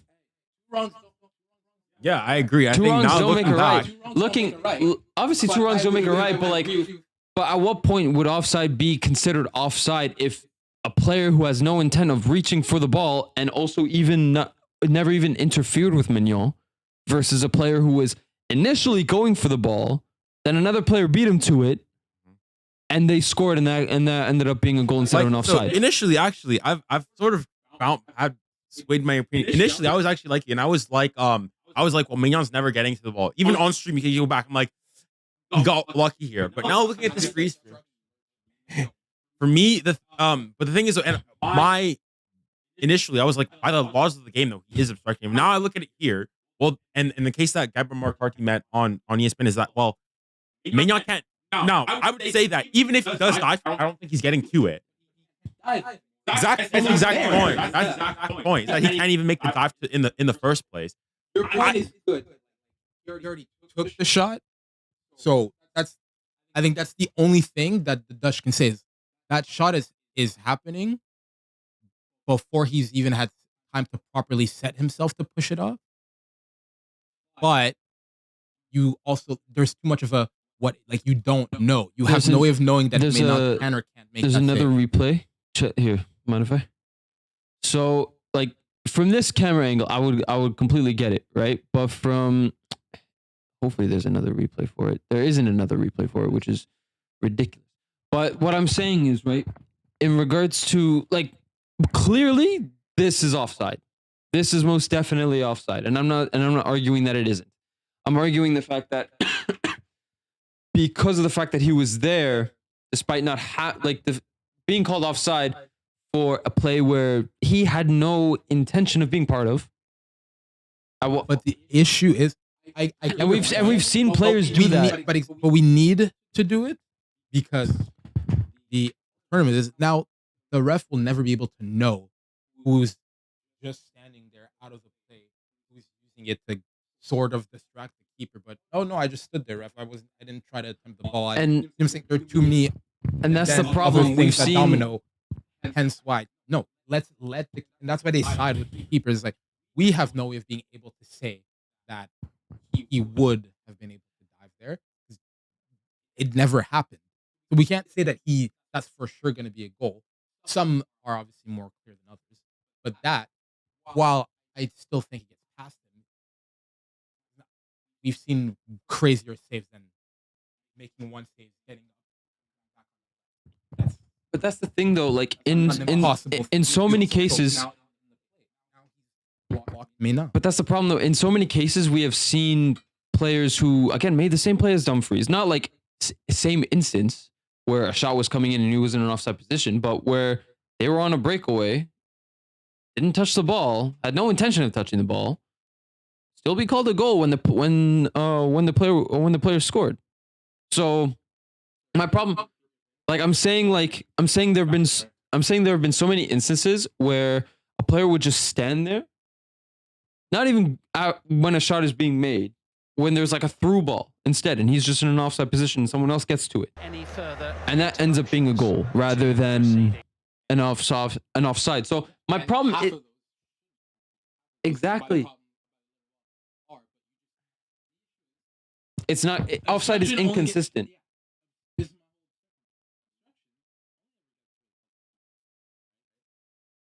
Obstruction can happen to any of you on an offside play like those, where as a defender, you're the argument. Well, when you stand there, you're still in my peripherals and things like that. I still kind of have to be aware of you. Because all you have to do is take 2 steps back, and you're sprinting again, while I was only focused on one player. I've just let another man go and run awry. Right? Like you are. There's a certain amount where now you're out of play. You standing here, you're not out of the play. Mm-hmm. I still know that you're aware. You're standing in that corner, then yeah, now you're out of the play. But it's all about those distances, and that's when it becomes judgment calls and all of that.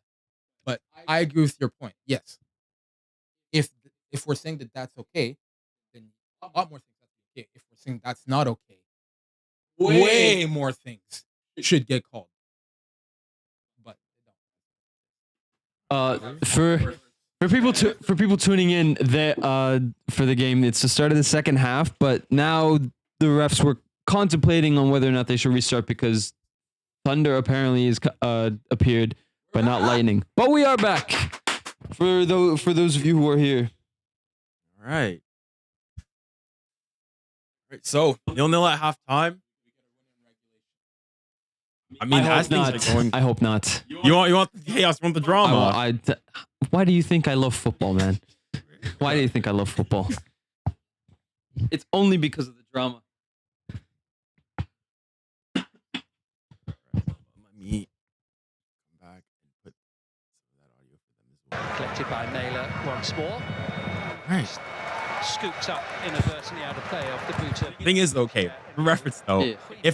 if we don't talk, it's fine because I've got like the game audio going feeding through them, so they'll be able to hear it as well. Yeah. Where he was, so I think, 𝐼𝙗𝐿𝐾𝐽𝐿. to be honest, I think that Germany just need that little bit of width. They need more width from the fullbacks. Feel Not really an attacking fullback. It's probably It's been somewhat even, but somewhat weighing towards them. When Denmark Maybe. Like Germany in the first 2 bits. When they have struggled in the group games, it's because of that lack of width. Andrić looking for Leroy. Possession is 60-40 in favor of Germany. close to They've had 8 shots, 5 on target. Christensen. Denmark 6 and 1. Up to Rasmus. So yeah, I think it's been fairly even. I would say from like the eye test. I'd say it's been pretty even, but I'd still say slightly in favor. What for? Yeah, it did look like it was a handball from Rudiger. I think his arm was. For what? Nah, there's nothing. For what? Fugazi. Bench. The Denmark thought it was. Well, Denmark's coach won't say too much, will he? He's already got a yellow. Yeah, he started to say it's Gracias. You understand why? I totally forgot that I had a bottle here. Eriksson helps it on. I did not want to. Rasmus Højlund. And he's on a yellow card already from an earlier match, Robert Andrik. So is Rudiger, by the way, and Yannick Vestergaard for Denmark. While looking away from the suspension.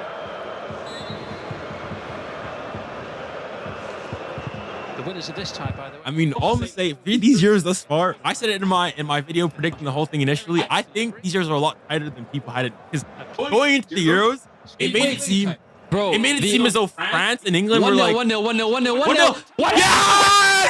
Yes! Let's go! They're gone! They're gone! Who is that? I don't care. Wow. Listen, don't matter. Wait, Michael Oliver? No. It's not off. Is he? They just couldn't get rid of it. Germany. He is. Oh, Wait. No. Wait. No, it's not. He's not off. He shouldn't be. He shouldn't cannot be. be off. That cannot be offside because it wasn't directly towards him. There's an. It doesn't touch. He's not trying to make an attempt at the ball. However, but it wasn't even go. But he was in an onside position. It wasn't that initial play. He was onside when he went there, so it's in. It has to be 1-0. It has to be 1-0. If not, though, I put you in Germany. That he was on. Okay, let's see here. They're waiting. Listen. Common courtesy, rule this goal off. If not, 1-0 Denmark. Touched the head of the German player and then ahead of the Danish player. So it's whether they were Yeah. That's gotta be the deciding factor. If he is off, the German defender. Well, what a big moment in the evening this is. Michael Oliver. I mean, they're Still waiting for the Danish technical staff are having a look at it, and it's the goal or not here. okay. What is he gonna say, Michael Oliver? Offside. So both teams have had goals knocked off. Both listen. The first guy was Let's. everything. No, I don't think so because the guy that went for the bicycle kick was definitely onside. They were looking at the player that scored the goal, who was offside when the ball was first crossed. For whatever reason, that's. You know what? Game is game. Game is game.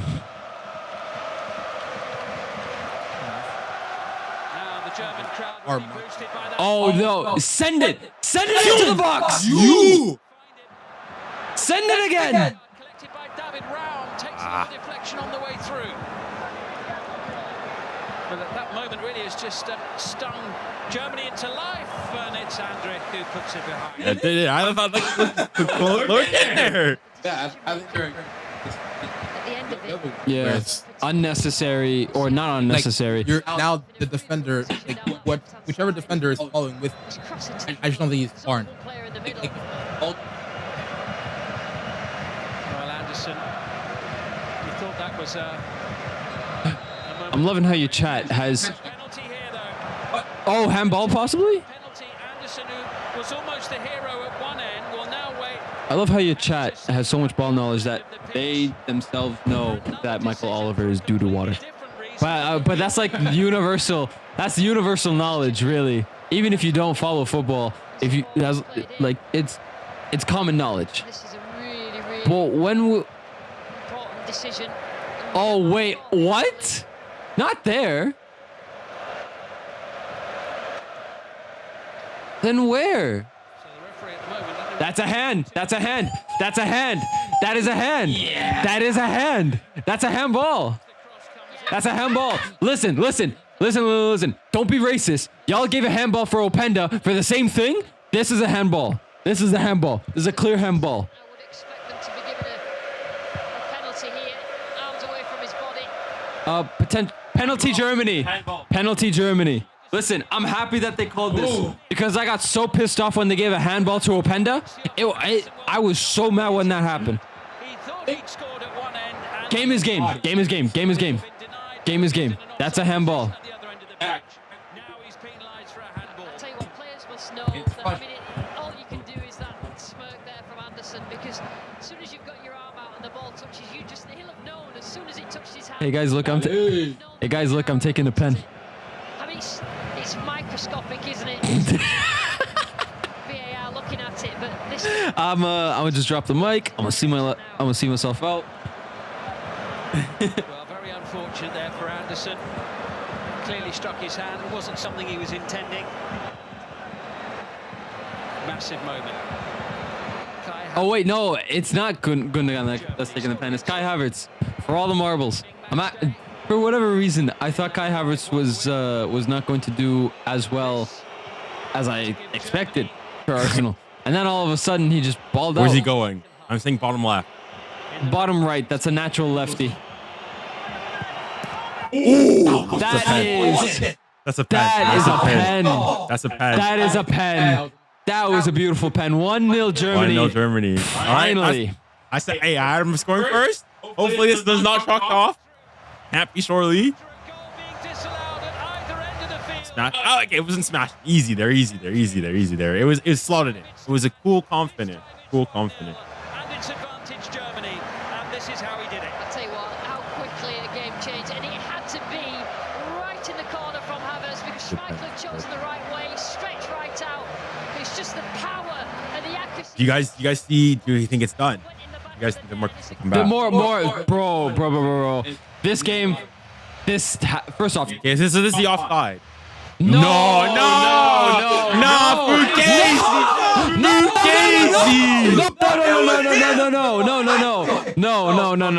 Listen, I know it's up.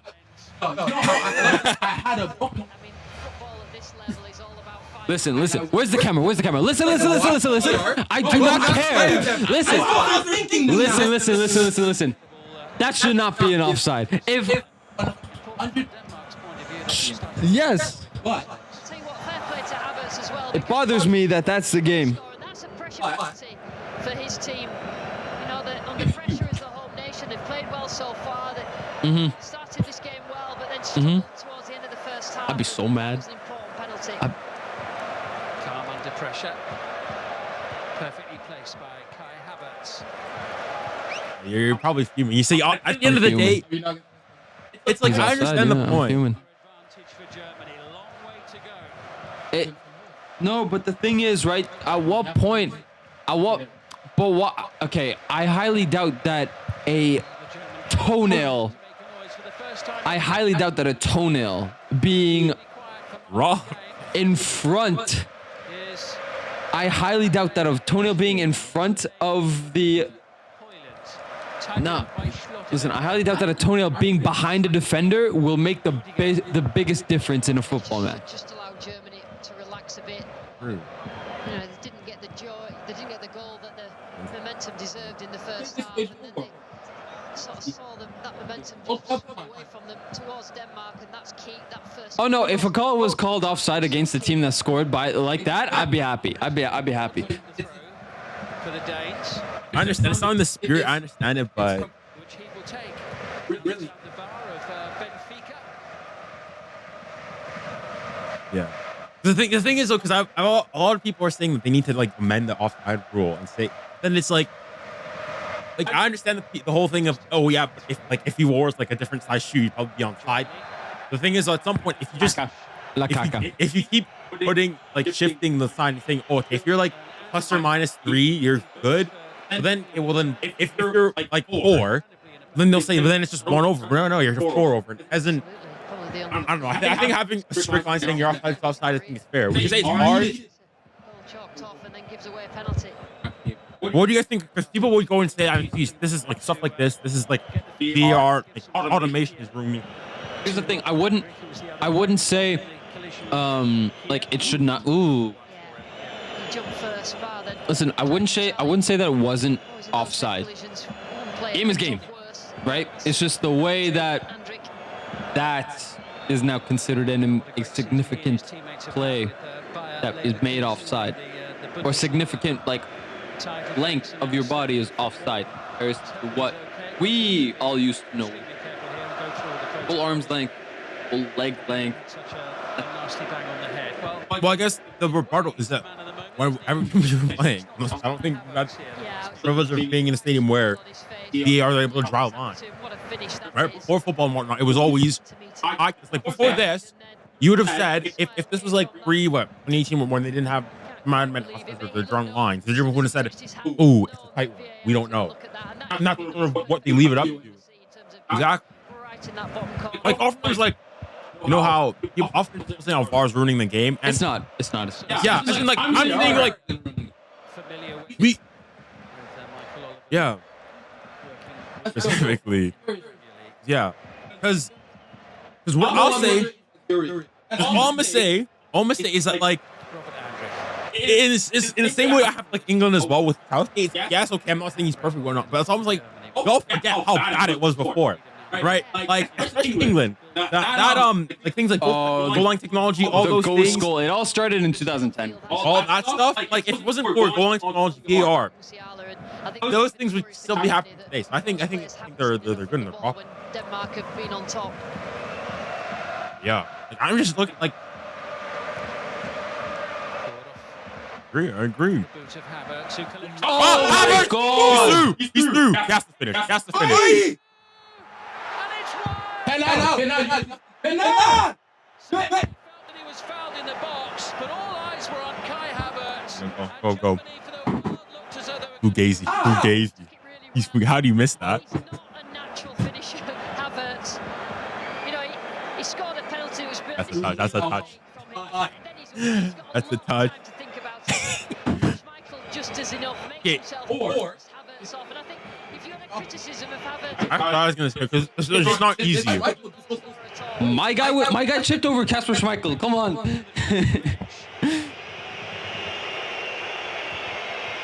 We're about to get a penalty. Looked like he was just getting a little bit Wait, where's angry. Nagelsmann not coaching today? Decisions. No, he's there. He was there? At the moment. Just one of his coaching Just over staff. half an hour to go. And Denmark, all the while, it's still very much. Yeah. Andreas He's Christensen. heating up. That was like, ooh, that's a touch. Here's 𝐵𝐿𝐴.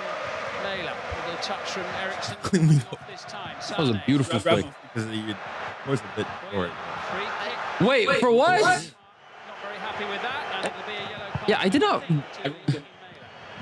Yeah, Sané then did completely the wrong thing, but then ended up getting a He's hurt. I think that's why Denmark was annoyed. That's his second one of the tournament, by my reckoning.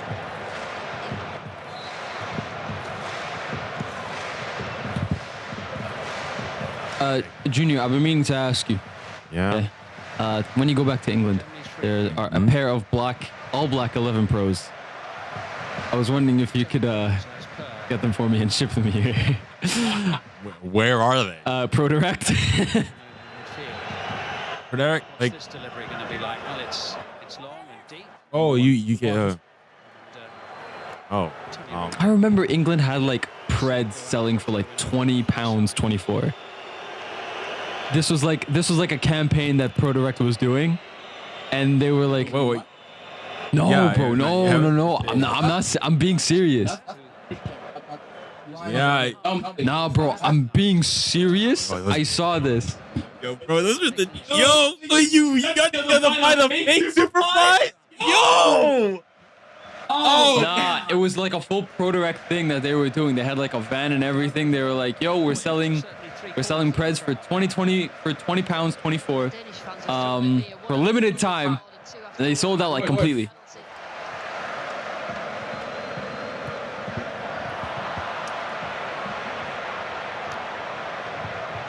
Here's 𝐵𝐿𝐴. Delicately done to find Christian Eriksen. Header away by Rao, on by Musiala, trying to find Gundogan, collected by 𝘂𝐿𝐴. What a tackle from Musiala. Sliding in. Well, I watched much of the game, but he's been pretty quiet. Musiala? Yeah. Yeah. Frustrated sliding tackle from Musiala. They just been afforded absolutely no space in those central areas. You know who's an underrated? Information that Julian Nagelsmann received a yellow card. One? there just moments. You know who's what? You know who's an underrated midfielder? Germany I've rated him for like a while. It's just unfortunate that he hasn't been getting playing time recently. 𝘖𝙗𝙗. more on that imminently. Denmark looking No. for a route back into the game. It's not bad. Like Good turn. I rate him to a certain degree. We just don't see a lot of him. Oh, he's falling. Excellent play from him. Okay, is that you, the Arsenal fan? Yeah, you're just an Arsenal speaking? fan. Or is it like objectively he's not good? Side for Denmark. A couple of times he's taken on a defender. Brother, you said Ah. and Ndombele was overhyped. Denmark. Not Hey, 𝘖𝙗𝙗. and nobody's like probably like one of the top like really air. I hate him. They try to break with Musiala. Anderson goes across.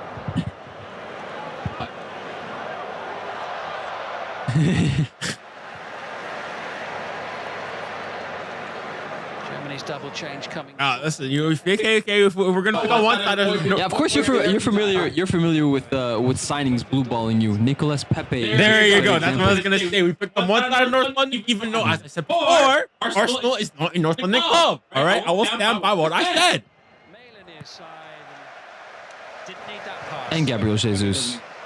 And Bukayo Saka, really. And Martin Orga. You know what? Everybody in this Arsenal squad now have Zion. Like he might be offside. Has a little look back at the assistant on the near side. Still Hey, who's there with? Musiala! Oh my goodness. It's Sane. So he better hope he's offside. He better hope he's offside. Germany, 𝘾𝐿 the captain, is going to be replaced. And Nicolas 𝘾𝐿𝐴. No, but he's. 𝘾𝐿𝐴 it was who scored in the 92nd minute against Switzerland. What for the- Draw in the final group game. So what you're saying is for his fault? For me, it's Sane's fault. He should be finishing that. I know it's this weak foot and whatnot. Should expect Emre Can, who is the captain of Borussia Dortmund. Okay, I'll see it if they show it again. one of my alter egos finally And in the Robert Andrich as well Emery. leaves the field. Oh yeah, bro, the underrated goat Nicolas 𝘾𝐿𝐴. He'll bring it. Go. So Thomas Delaney and I will never forget. both going off shortly for Denmark. We'll wait to see who comes. I will never forget. And this is weird because I say it because this happened most recently when Anderson. Dortmund were on the attack for Real Madrid all the time. All of a sudden, we see Füllkrug just diving the other way for a header. Get level and at least force extra time. At that point, I already sected. Like, literally, if it wasn't for other videos I was making, I was literally getting ready to go make a video. Congratulations to Real Madrid on your 15th Champions League final. 24 hours. It was done. It was done. Dortmund gave me, a bit of scares initially in that first half, but I was like, forget it. Forget it. This is Real Madrid. Best birthday of my life. Forget it. Best Listen, birthday of my life. I never wanted that feeling to. I never wanted they that could day to have end. been 2-0 up at halftime. I'm like, it's not over. It's not over. You know what's done it for me? You know what's done it? Whenever I see a Madrid player laughing, it's all right. 𝐶FA, forget it. For you, Fugazi. I saw Vinny do a heel to heel, not laying over. I was like, it's over. Forget it. And that's the corner they scored off. I was like, forget it. Nah. Best Gotta go and stay. Bro, me and Matt, it was my birthday during the Champions League final, and so once the final was over, me and Manny, huh? Taking Gundogan off, wasn't really involved in the game. Oh man, we tried, but it was fun. It was still fun. Finish. And then, so immediately, once the game was over, me and Manny FaceTimed Junior because we knew he would be salty about it. And we were laughing in his face. We were laughing at him the entire time because we knew he'd be upset about it, but we were just smiling. Bro, hey, listen. Why? Listen, I already knew Real Madrid was gonna win. So why were you upset? So why were you upset? It's the fact that you guys are calling me. It's like It's not about beating. it's not the fact. Listen, if you've done that, Just allowed Kroos to get a little bit further forward and be creative in those sort of areas. The thing is, okay, if you guys had called me, for example, when Dortmund had lost, okay, fine, fair enough. That's like my team's not even playing. The thing is, though, my team's not even playing. Yeah, because your team got eliminated by Dortmund. Yeah, but the thing is, like if the thing is, though, was funny. if you beat PSG, I understand it. The thing is, it's Dortmund. I'm like, I knew you guys were gonna win anyways. Like, well, delays and the fact that we've been talking so long. Oh. Havertz just forced away by Christensen. The game is actually kind of boring besides the 2 goals. Germany. I'm just, yeah, I probably have to agree. Not for my England. Why do you think they keep having to switch from sport topic? There's not much going The on. thing. And then with the delay, wait, what time is the game again for Canada Chile? 7. The near side now in possession. They delayed it like a few. Yeah. Yeah. And Chan's quite interested. He's just put his foot on the ball. Oh, yeah. It's just So, what Germany are doing. so there's gonna be what, like 23 minutes. Send him, Simon. Oh. Send him. Square it! Yeah! Musiala! Please tell me he's on my. I think he's still in mine. Please. Nah, it's over. It's over. I gotta go right there. I think he's in it. He's had one chance in the game. where is defense? Hey man, I'm just happy to be here. I think he's in mine. Oh, there you go. And it's not either. This, ladies and gentlemen, is called peace of mind with not being playing fantasy. I mean, yeah, I'm a pretty Bro, you were. Yeah. He's not had much space, but when they needed him, he has stepped right up. And with that goal, it's his 3rd of the tournament. He is the joint top scorer at Euro 24 with 𝐵𝑗𝑜𝑠 of Georgia. Yeah, okay. Wait, what did I say? I said 2-1. Hey, now I need Denmark to score. My prediction, I need Denmark to score. Is this for fantasy or is this just personal game? No. As in, like, you can, UEFA also have, like, the UEFA predictors there. Are you kidding me? You do those? Yeah. I mean, I've got everything. I haven't done that since 2021 and my bracket got shattered. Well, Jamal Musiala scored in the first 2 matches against Scotland and Hungary. I said 2-1, Goodness right? gracious. Yeah, 2-1. I said Germany would score first. Hey, all I need now is them to Are score. we really avoiding the fact that you said 2-1 Italy? When they were having a good share of the match. Don't act like y'all didn't either. Y'all also had Italy winning. Just before Germany scored the second, and again, it's that fine margins that we talked about already in this game that allowed Germany. I prefer not to speak. Exactly. There you go. If I speak, I am in big trouble. Never doubt it. Just, This guy country balls. He's Swiss. just, The thing is not. You too. Why are you acting all high and mighty? You had Italy winning too. Don't try to buff me and afterwards. No, I always had it. Because I remember on some rights like, no, us. It makes sense. You are Swiss. You have to back your own nation. Actually, okay, genuine question for everybody watching because this is my first time. Where's everybody from? I have no idea where. You guys know where all of us are from. What? I don't know. You? Always wanting those sort of chances. Okay, so we. Oh shit! So the most of it was England. Sorry, Egypt, Somalia, Maldives. Oh, South Africa. we got South Africa. UAE, Dominican Republic. We got Somalia, USA. We got Australia. Aussie. Oi. You're crazy. Canada. Nah, first things in their forehead. Describes everything. Wow. Damn. The disallowed goal. I want to see how many people. A couple of chances, but one straight. 223, 200. There you go. Second, and I know I keep saying it, but those sort of fine margins, at this sort of level, really means something. All right, well, obviously. Hey now. Hey now. No. 3-1.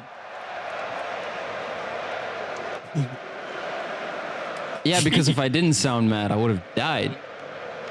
Germany's free kick.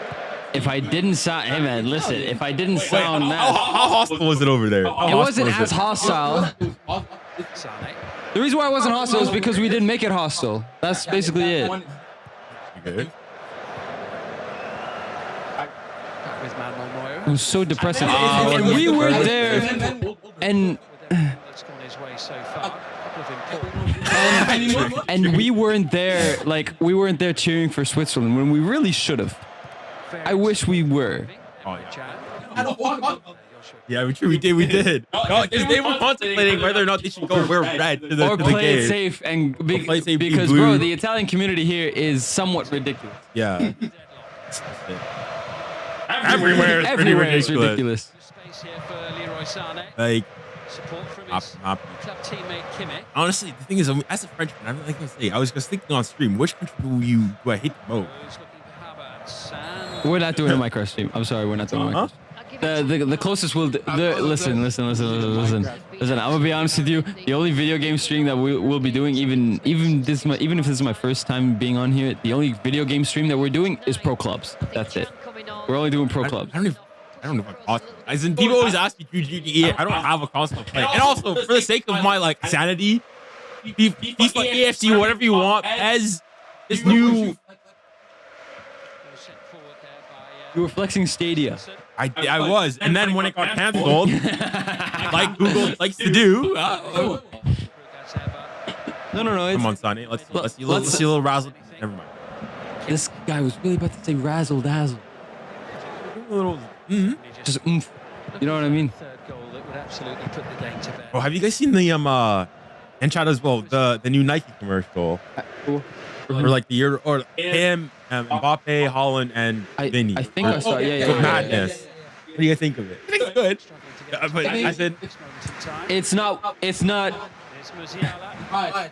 Just breaking. but listen, we all know winner stays on. Superbly. Winner Stays On was Winner fantastic. is like Nah, the World Cup commercials for the 2014 World Cup for bro. Adidas and Nike were sensational, bro. His passing, I think, is the best part of his game, Schlotterbeck. Sometimes you get with good passes from defenders, they make wrong decisions. Like he gave a chance away early on in the. Oh, the animated ones. Oh, I remember. Yeah, oh crap. Shots. Oh, it's just their clones. They were just called clones. Yeah. Clones, yeah. Schlotterbeck under pressure there. No. Poulsen. Big corner for Denmark. For them, it was risk. For Nike athletes, it was risk everything. The other one was just risk nothing. Which Christian Eriksen will take. Hey, that's a throwback. Get an animated series. There was lore. Yo! Yeah. Bro, nah. Look, that was 10 years ago. Okay. On the one hand,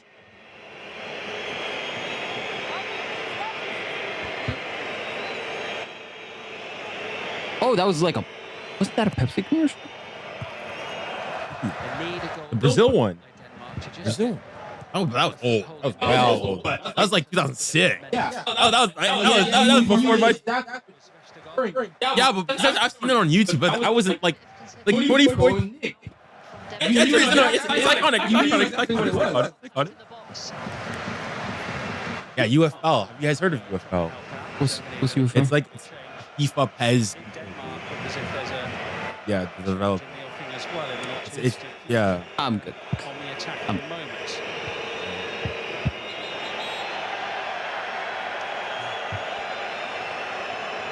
Yeah. It's Joshua Kimmich who's on the ground. Hence the minor stoppage. Let's have a little look here. Yeah. Go on. It's Go on. really- Go on. I don't think there's many Americans. I don't think there's many Americans. I'm not. Listen. Size difference between the two. Vestergaard just throws Kimmich to the ground. Hurt.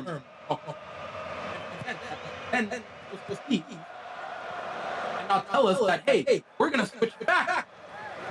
Oh. Corner coming from the near side from Christian Eriksen. Flicked on there by 𝐼𝙗𝐿𝐾𝐼𝙗𝐿𝐾𝐼𝐿. Bouncing to safety. Oh. Yeah. Ericsson once more. Yeah, true. Aussie rules football. Great iron. Denmark. I feel a little for Denmark because they haven't really had the rub of the green in front of goal. Haven't had that look. Everyone who's a football fan says football. It's the general term. It's relative. It's so relative. It's so relative. Again, well out. Who, as you say, has been impressive today. Just that Well, listen. On a technicality, Listen, at the end of the day, it's used for the same function. Oh, Denmark are away. Oh. himself to put pressure on the home defence. Mailer just pushed it too far and caught Rudiger in the process. It was. Yeah, Rudiger's very canny. Why do you think the word To it first. Clear it. What was word? I don't understand. Just take the pressure off his team. Yeah, it's called. Always. Not gonna lie, this is the one time where I'm back in the side. I got beef with the British and the American. So listen, well, I think we're fair here. But I'm not. I'm gonna say it's called. All I'm gonna say is that on this basis, all right, there's what population of England of the UK as a whole is like roughly 70 million. Okay, United States like what 330 million. Let's round down. Canada 40 million. And then Australia 20 million. So all those countries, at least English-speaking countries thus far, are ratioed. That's all I'm gonna say in terms of who's his back. That's one thing I've always been curious to know is how the term is used here. Because I feel here in Canada, amongst people who play the sport, I feel like a lot of us say footies, football, so on and so forth. But it's when you're talking to quote unquote normies that you go and you say soccer, so on and so forth. I always find that really interesting. Who cares? Yeah. Kimmich all the way through to 𝘃𝐽𝑧𝐻 Schmeichel. Okay. Lots to like about this. Not that deep. German Really is team. not that So with the second Both sides. press them, they're happy to pass it long over the press, and if you drop deep, that they'll play between the lines of the likes of Musiala and Gundogan. So they can mix the game up. Well, I think the game's They have stale still now. got flaws, but That's the only Denmark score for the sake of my prediction, but Joachim Mailer here now for Denmark. Just finished his first season in Germany with Wolfsburg. Joachim Mailer. That was Musiala trying to tiptoe his way through the midfield area. 𝘃𝐽𝑘𝐼𝑧𝐻 It's a long old chase for Mailer. Too much. Now we're going to have some changes. A whole host of them, actually. And first okay, so I asked the previous question before and well back, who's been the most disappointing? And we said we had it's Denmark. I said Croatia. You guys think? Now, who's been the biggest surprise? Romania. Or the most impressive? Romania. Really? Bro, Romania have been all over the place. When I was first watching Romania versus Ukraine, I thought it was just gonna be. I was like, okay, yeah, two small teams. Oh, Romania were playing like prime Real Madrid for not even just the first half, a full game, and they held their own against Belgium. And no, actually, didn't they lose against Belgium? They did lose against Belgium, but still, they played really well, and they ended up being first in their group. Sure, it was by goal difference, but still. That's crazy. You gotta feel for the Ukraine. Like to go and have the same amount of points as all these other teams. Dang. Game is game. True. Game is game. Dang, that is tough. Rasmus Højlund, Just to leave. Andreas Christensen. Yeah. Heading off, and Alexander Bach. I'm just saying, Palestine got out of their group. Victor Christiansen. the teams are doing so many substitutions. I think from a German point of view, they're just trying to. Yeah, that's what I'm saying. I say this, and I'm not even Palestinian. What do you guys think of the new Champions League format? I hate it. Already? I just hate it. Why fix what is? The more they commit, the more they leave the door ajar at the other end of the field, and the more space and opportunity is afforded. Okay, I'll try to Listen, explain it. I'm just gonna. Yeah. Christensen in lots of space on Listen. the near side wants the ball. And I'm just gonna ask this: why fix what isn't broken? Well, I mean, you know, you can make it sort of was broken. Listen, K, what was last, or maybe this year with the PSG, the group of death, PSG, Newcastle, Milan, etc., Dortmund. In the last, what was the last Champions League group where you're like, I generally don't know who's gonna go through, or it's like it's actually interesting. Final few minutes of the game. As in the thing is, though, the group stages are always Uno momento, por favore. Christian Norgard. so. That's the whole point. About having a go. 𝙖𝙧𝙘𝐿 does. Little ricochet doesn't fall kindly for Poulsen in the middle. So okay, I'll explain whilst he's looking for it. I'll explain the format. Okay, I think- so Here, go we on. are going to. Where do you want me to start from? 4 years ago, I think it was 2020, What 2021. was the last like Okay. big group where it was like interesting? Last interesting group. Let's see here. We have Group H, 2020-2021. It consisted of PSG, RB Leipzig, Man United, and Istanbul. That was 2021. The flag was going to go up. He's just good. He's just good. He's offside. He's offside. 2021, 2022. We had a lot of other groups. Wait, hold on. Hey, that RB Leipzig. No. Okay. If you want me to disregard that, we can. Group A, 2021, 2022. Man City, PSG, RB Leipzig, Club Brugge. Group B, Liverpool, Atletico Madrid, Porto, Milan. Group D might not have been as good, but Real Madrid, Inter, Shakhtar Donetsk, and Sheriff. Group E was Bayern, Benfica, Barcelona. You tell. Christensen. Spent the season I haven't heard about them since. 2022, 2023. Napoli, Liverpool, Ajax, Rangers.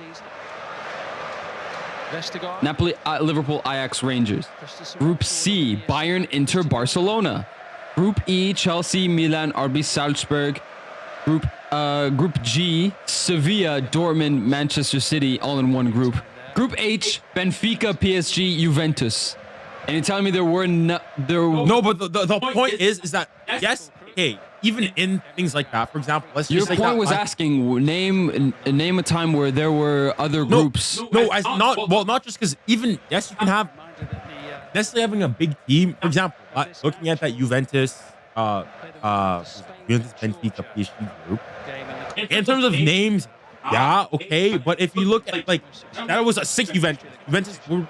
But the thing is, you asked name a time where there were groups in the Champions League where you did not know who was going to get through, and I just named you like 3 examples in one season. It's not a foregone conclusion. Hey, but as in there, the whole point is there's number one, there's just the money aspect of it, but also is that the group stages to a certain set is like you sort of have an expectation of. Even everybody knows that the real Champions League begins in the knockout stage.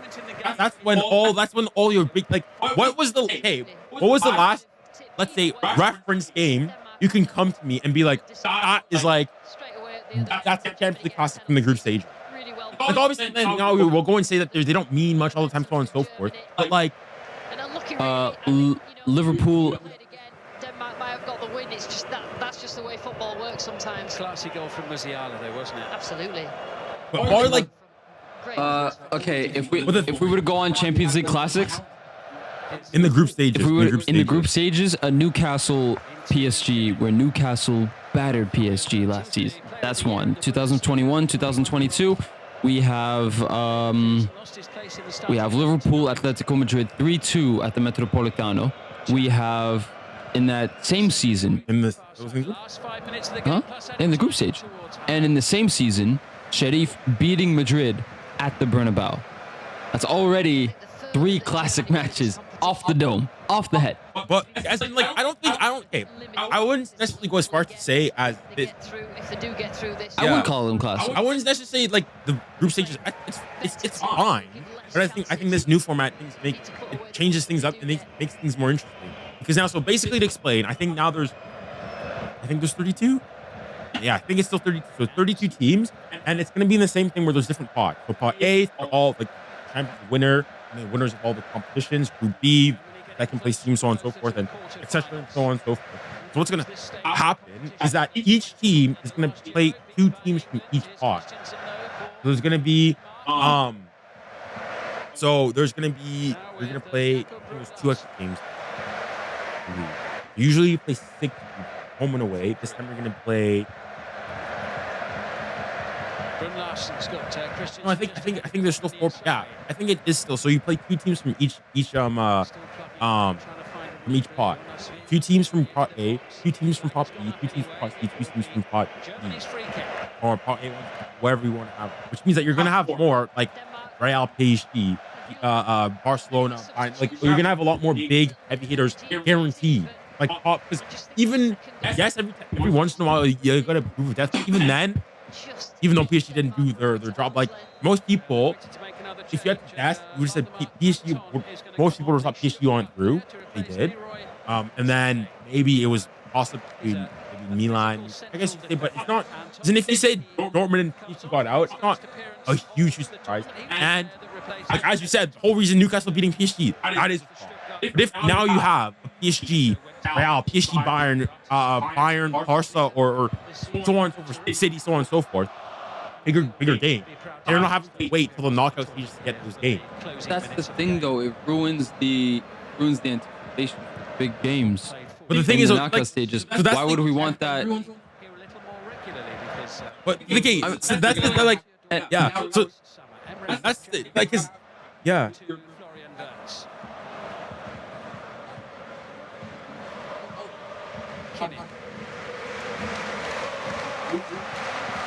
Nicely done. Just sense the feeling in the crowd with a couple of minutes to go. They believe their team have got enough in the bank now to get over the line and to make it into the quarterfinals. Yeah, Well, it makes things tough because it means that, well, now, because what it will mean is that, for example, because so then the way it goes, so you have 30 teams. I think the best 8, the top 8 teams, well, Apparently, I think the top 8 teams qualify automatically, and then 8 or 9 through to 16, the next 8 teams, they're gonna have to do like a sort of a playoff, so, and it's gonna be, I think, like 9 plays against 16. Okay. And plays against 15, etc., etc. They play in a play-in, then go into it just sounds like they've just turned it into launching it for Denmark. Comfortably yes, away by yeah. at the back for Germany. Havertz. Well, I think because the I'm thing not is understanding what that. I'm not understanding what change to that system is going to flip. Well, Gets it. I think what they want is they want more bigger games early on. Because now, as things stand, unless you have like a Barcelona finishing second, so on and so forth, and a big team in the European stage finishing second in their league, it's very unlikely that you're gonna go and you're gonna have a big game in the group stage. Whereas this time, you're guaranteed to have, you're gonna have Bayern, PSG, Real versus City at some point somehow. Which I think that's what they want to do. Okay. And also it means that like I can because get right behind now, that. Real Madrid, these clubs, it's hard to sort of gauge how they go and do because early on in the season, like oftentimes I feel like before the knockout stages, it's saying, oh, who's gonna win the championship? Sort of like, oh, yes, I'll go and I'll say Real, but Real played Inter, so on and so forth. So it's hard to go and sort of gauge. Same thing with PSG, same thing with Bayern, so on and so forth. Whereas now, okay, we've got a case study of here. This is how they've done against the 2. This is how they did against the 2 top 2 teams. Now we can go and stand, and they're the best. So here's your definite favorite. I think it spices up things. It makes it more more entertaining. I think it's fine. I don't think it's because I don't think point, it's a bad idea. I just didn't see the need. Yeah, I think because They've got a little bit of extra quality in their side, haven't they? It's up towards Nicholas Fulkrug against Anderson. Now here's Wirtz. Wirtz with a chance to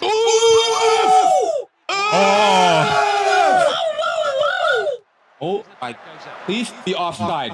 Please be offside. Yeah. Or was it it was Wirtz. It was Wirtz. Tangled himself from the net. Yeah. He's offside. Miles offside. By the way, we've had But he just 1 minute of that so far. hey, but No, you're not telling me he doesn't. Correct decision from the assistant. yeah. But this is what I'm saying. Yeah. If he's were full to it, That really would have put the icing. this one, Germany's you almost bumped into the guy afterwards when he ran. But you were out of the. Same play as on Denmark. Just hang on a minute. Not quite ready to continue with the match yet. But like to the point of where you were talking about how if we have bigger teams playing, this is like sort of the same, As to whether it was offside or not. the same point that Appreciate you, oftentimes country. hear from the whatchamacallit, for the thing, Super League. And that if we have big teams playing all like every single time, isn't it gonna like dilute or make them less special? And at first I was like, yeah, that's a fair point. But then, as I said before, why is the Premier League the biggest league? It's because you got the Big Six routinely every like 2-3 weeks playing each other. That's one of the big. If there was only 3 big teams in the Premier League, yes, of course, the fact that so on and so forth would diminish it. But that's a major factor going and play. If you have bigger, more like. One of the things I would say with a lot of this league is the proxy runs, Super League, Nations Leagues, all that, like Super League, so on and so forth. That people, especially when it came out, we were like, boycott the Super League, this, that, and the other. Chat crap. Listen, if you have a Real PSG and probably coming back, you're telling me you're not watching that. You're watching that game. So you're on Sportech, you're on Buff Stream, you're on wherever you're watching that game. Be honest. Be honest. I've said it from the start. I've said it. I would watch the Super League. Huh? My friend, let's be honest. We all still love the sport. Exactly. We can protest all. I don't care about the money so much to just boycott it. I'm just. I don't see him. That's a bad ball. You have to do better there. You have to do better there. It's in the middle. Denmark would have been struggling to keep tabs on. Yeah, dang, we're Denmark. Yeah, he's done well since come on. Yes, it's a different game state. His team are Do you think 2-0's a fair result, though? For this game? I think it's been a false narrative. Yeah, I think it's gonna make it seem as though it's a lot more comfortable for Germany. I mean, we act as Germany almost there. Schmeichel Denmark not giving up. Vestergaard True. trying to make the shot, and it's another there by Antonio Rudiger, who celebrates blocks like that as though he scored. Yeah, I mean, his last ditch a couple of times, probably 3 or 4 times. If I'm honest, Rudiger, the 2 centre-backs have been brilliant. He's cheering like he's scored. Brilliant. very. Yeah, I've been keeping track though. Just waiting to see if I can call him out again. I was like, what are you figuring out? I get the reference. I get it. Oh, who is this? Havertz? Is he gonna get it? No. What a save! What a save! What a save! Michael, I feel What a this save! man had a game, and he's Is he still on? gotta go. Nah, man, that's not Could right. be off there. He could be off Himself. there. Havertz gets himself in these That's positions. not right. He He needs played a to great game. That's a great save. You can't even. Can you? that penalty, and it was a brilliant penalty, but too many times he gets in those positions. Literal toe on the. All the other good stuff in Do you think? But do you guys think Havertz should be doing better there, or is it just a good save? The further they go on in this competition, the That's more that they'll need Applauding. all those forward That's players firing in front of the goal. I think he, other than take a different shot. Last few seconds of the game coming up now. All right, you are not Vinicius You're Junior. not. Yeah, you're not. You need. Will chase. Rudiger there first. Hey, give it about Madrid. I want to get your take. What is your take on Vinny Jr. overall?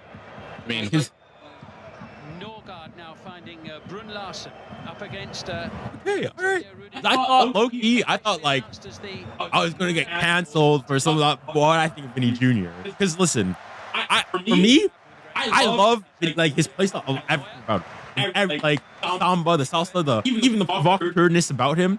My only thing is, yes. Listen, I'm not like hey before like because for the internet, so on and so okay, you forth. will get canceled then. No. I know where your brain is going. We've had these. Yeah. Ladies and gentlemen, you are witnessing the last of juniors. But I said something before.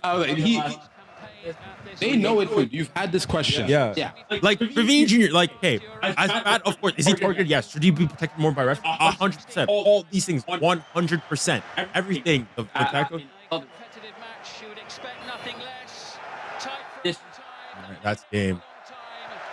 What point? Yeah. Like my thing with Vinny Jr. is like, yes, all these things. It's like I was, and it doesn't equivocate all of the PG views, German. all these things. However, on the same point, it's like the narrative of, let's say, for example, there's a difference. If you, for example, are walking, minding your own business, in a safe, in a normal place, and you get robbed, we'll be like, hey, like, that's just like you feel bad for them. However, if you go in your Rolex, blasting music, gold chains and everything, in the like poorest side of like the town, and you get robbed, yes, people will still be like, yes, okay, but it's like, use your head a bit more. So it's the same thing with Vinny. It's like, hey, understand. Like I remember specifically that it was that Valencia game. Especially him knowing the context. No, listen, not gonna lie. When he was in scores and taunt, I love it. However, you can't then afterwards go and play like, well, then they give it. It's like, I understand. It doesn't mean those people they should be condemned. Their prosecution is 100% fair. However, if Vinny, you knowing what happened last season, and if your point here is I do not want to get racially abused again, then we'll go into that I should be able to do what I want, so on and so forth. Okay, fine. Then you have to also assume the consequences, knowing what's going to happen afterwards. That's my only thing. Like, for example, like so many Rudiger have also been abused. The thing is like they don't do anything. Whereas I don't. The thing is when you go and say he asked, it's like I don't. That shifts the blame and it sort of makes what they seem okay. So like, no, you're a grown man. You guys need to be doing better than this. I wouldn't go and say like that. I think like Vinny Jr. unlocked like Vinny, man. Come on, man. I understand this and the other happening, but like, mate, if like especially you knowing what's happening, you're own good, you're too good, you're like. We need you because then if you go and use the fact, it gets emotional, yellow card, so on and so forth. That's on your teammates. That's where a guy like Rudiger, that's where you got to be big bro. That's big bro steps in. You got 100%. You got done that. But I agree with you. Yeah, I don't think that's any sane adult agrees. That's the opinion. Just because Vinny is a provocateur, we're not going to act as if he's the first guy to get targeted. Not even going to get onto the racist stuff yet. We're not going to act like he's the first one to get targeted for his play style, the first Brazilian to get targeted for that kind of play style. We all know this. This is not new. Like I said, if you're going to choose to be a heel and you're going to be the little pest that bugs every other team in the league, like you said, you got to be ready for it. That still just doesn't excuse the racist part. I think that's the part that he's trying to make, and that's the part that keeps getting blown out of context. The racists they use what you just said to justify their yeah. It's like no. There's now he's saying, look at other people are saying, this is just normal. This is what we're doing. We're not talking about you trash talking. You know what I'm saying? Like the trash talking and stuff, that was the normal part. The racism and stuff, I think it's just gonna be as you said, he's gotta calm it down with the provocateur stuff so that maybe the trash talk stuff doesn't happen as much, and maybe that allows the actual straight up discrimination to actually come through and come to light, so we can actually see those. Like you said, someone's got to tell him. Yeah. Now, but I also think he's 100% right. He should have every right to choose to be like that. Yeah. If as we said, you as a grown adult should be able to know yourself and know better that racism is not the appropriate response to that. A guy that can dribble a ball on some grass. It's not he let us always talk grass. He don't know you. He don't know you. You don't have his money. But then, okay, so I think, okay, how do you guys line up the next season? Mbappe, Vinny, Rodrigo, I'm cooked. Rodrigo, Anthony coming as well. Here's what's happening. Here's what's gonna happen. Okay. So Courtside center in front of the seat. So I'm gonna explain this in the simplest way possible. Okay. So Courtois, it'll be a 4-3-3. It won't be a 4-4-2 diamond. It'll be a 4-3-3. Okay, Courtois in goal. Rudiger, Alaba or Militao, Carvajal, and Mendy. Center mids. Now that Cruz is gone. It'll be Valverde, Camavinga, Bellingham, or we can put Tchouaméni for Valverde, or even Camavinga. On the right we'll have Rodrigo. On the left we'll have Vinny. Up front we'll have Mbappe. Plain and simple. And all the pieces have fallen together, really. Really? Okay. Well, as a Fishki fan, all I'm gonna say is that last season Mbappe liked to come at us. We can put Vinny at striker, and then Mbappe on the left, but Mbappe's a striker. Mbappe has to be a striker.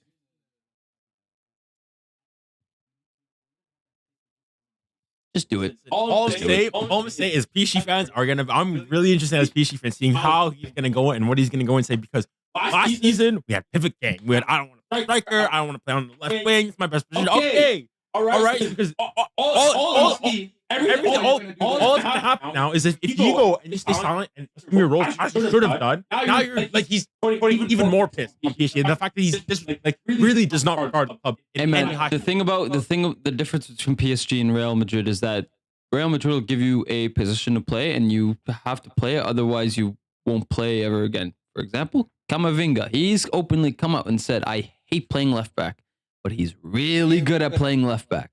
So if you're really good at something and you hate it, oh well, life gave you lemons. You got to make lemonade. You know what I mean? So that's the thing. Wherever they put Mbappe, wherever they put Mbappe, whether it's on the right, on the left, or up front, he's just gonna have to stick to it, because he can play on the right, he can play on the left, and he can play up front. As long as he's up there in the front three, then there won't be any issue. Nobody will necessarily, or he won't necessarily give anybody like slack over or like scrutinize the club for being like, oh, like they're not gonna put me in the position that I want. No, he's starting for Real Madrid. If someone put me at fullback or at striker, and I'm not even a striker, if they start me as a striker at Real Madrid, I'm on the pitch. I'll tell you what. Hey man, if they're giving me Mbappe money, I'll play anywhere. I don't care. I mean, I'm pulling up like.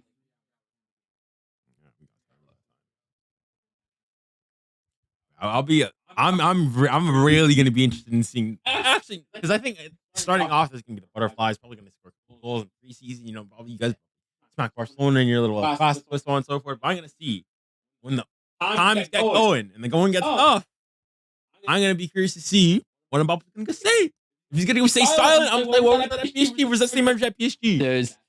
I do not like the way that looks.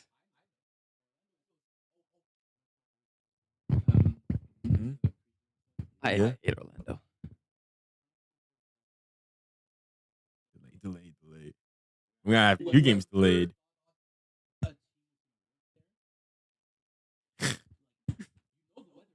Like, imagine living in Florida. Just that's it. That's just the question. It's not. I hate Florida. It's not a bad city. It's not the best either. Well, listen, when we just all of Florida, not Miami, not Orlando, just the entire state of Florida. If I speak, I am. I don't think it's not bad place. Right?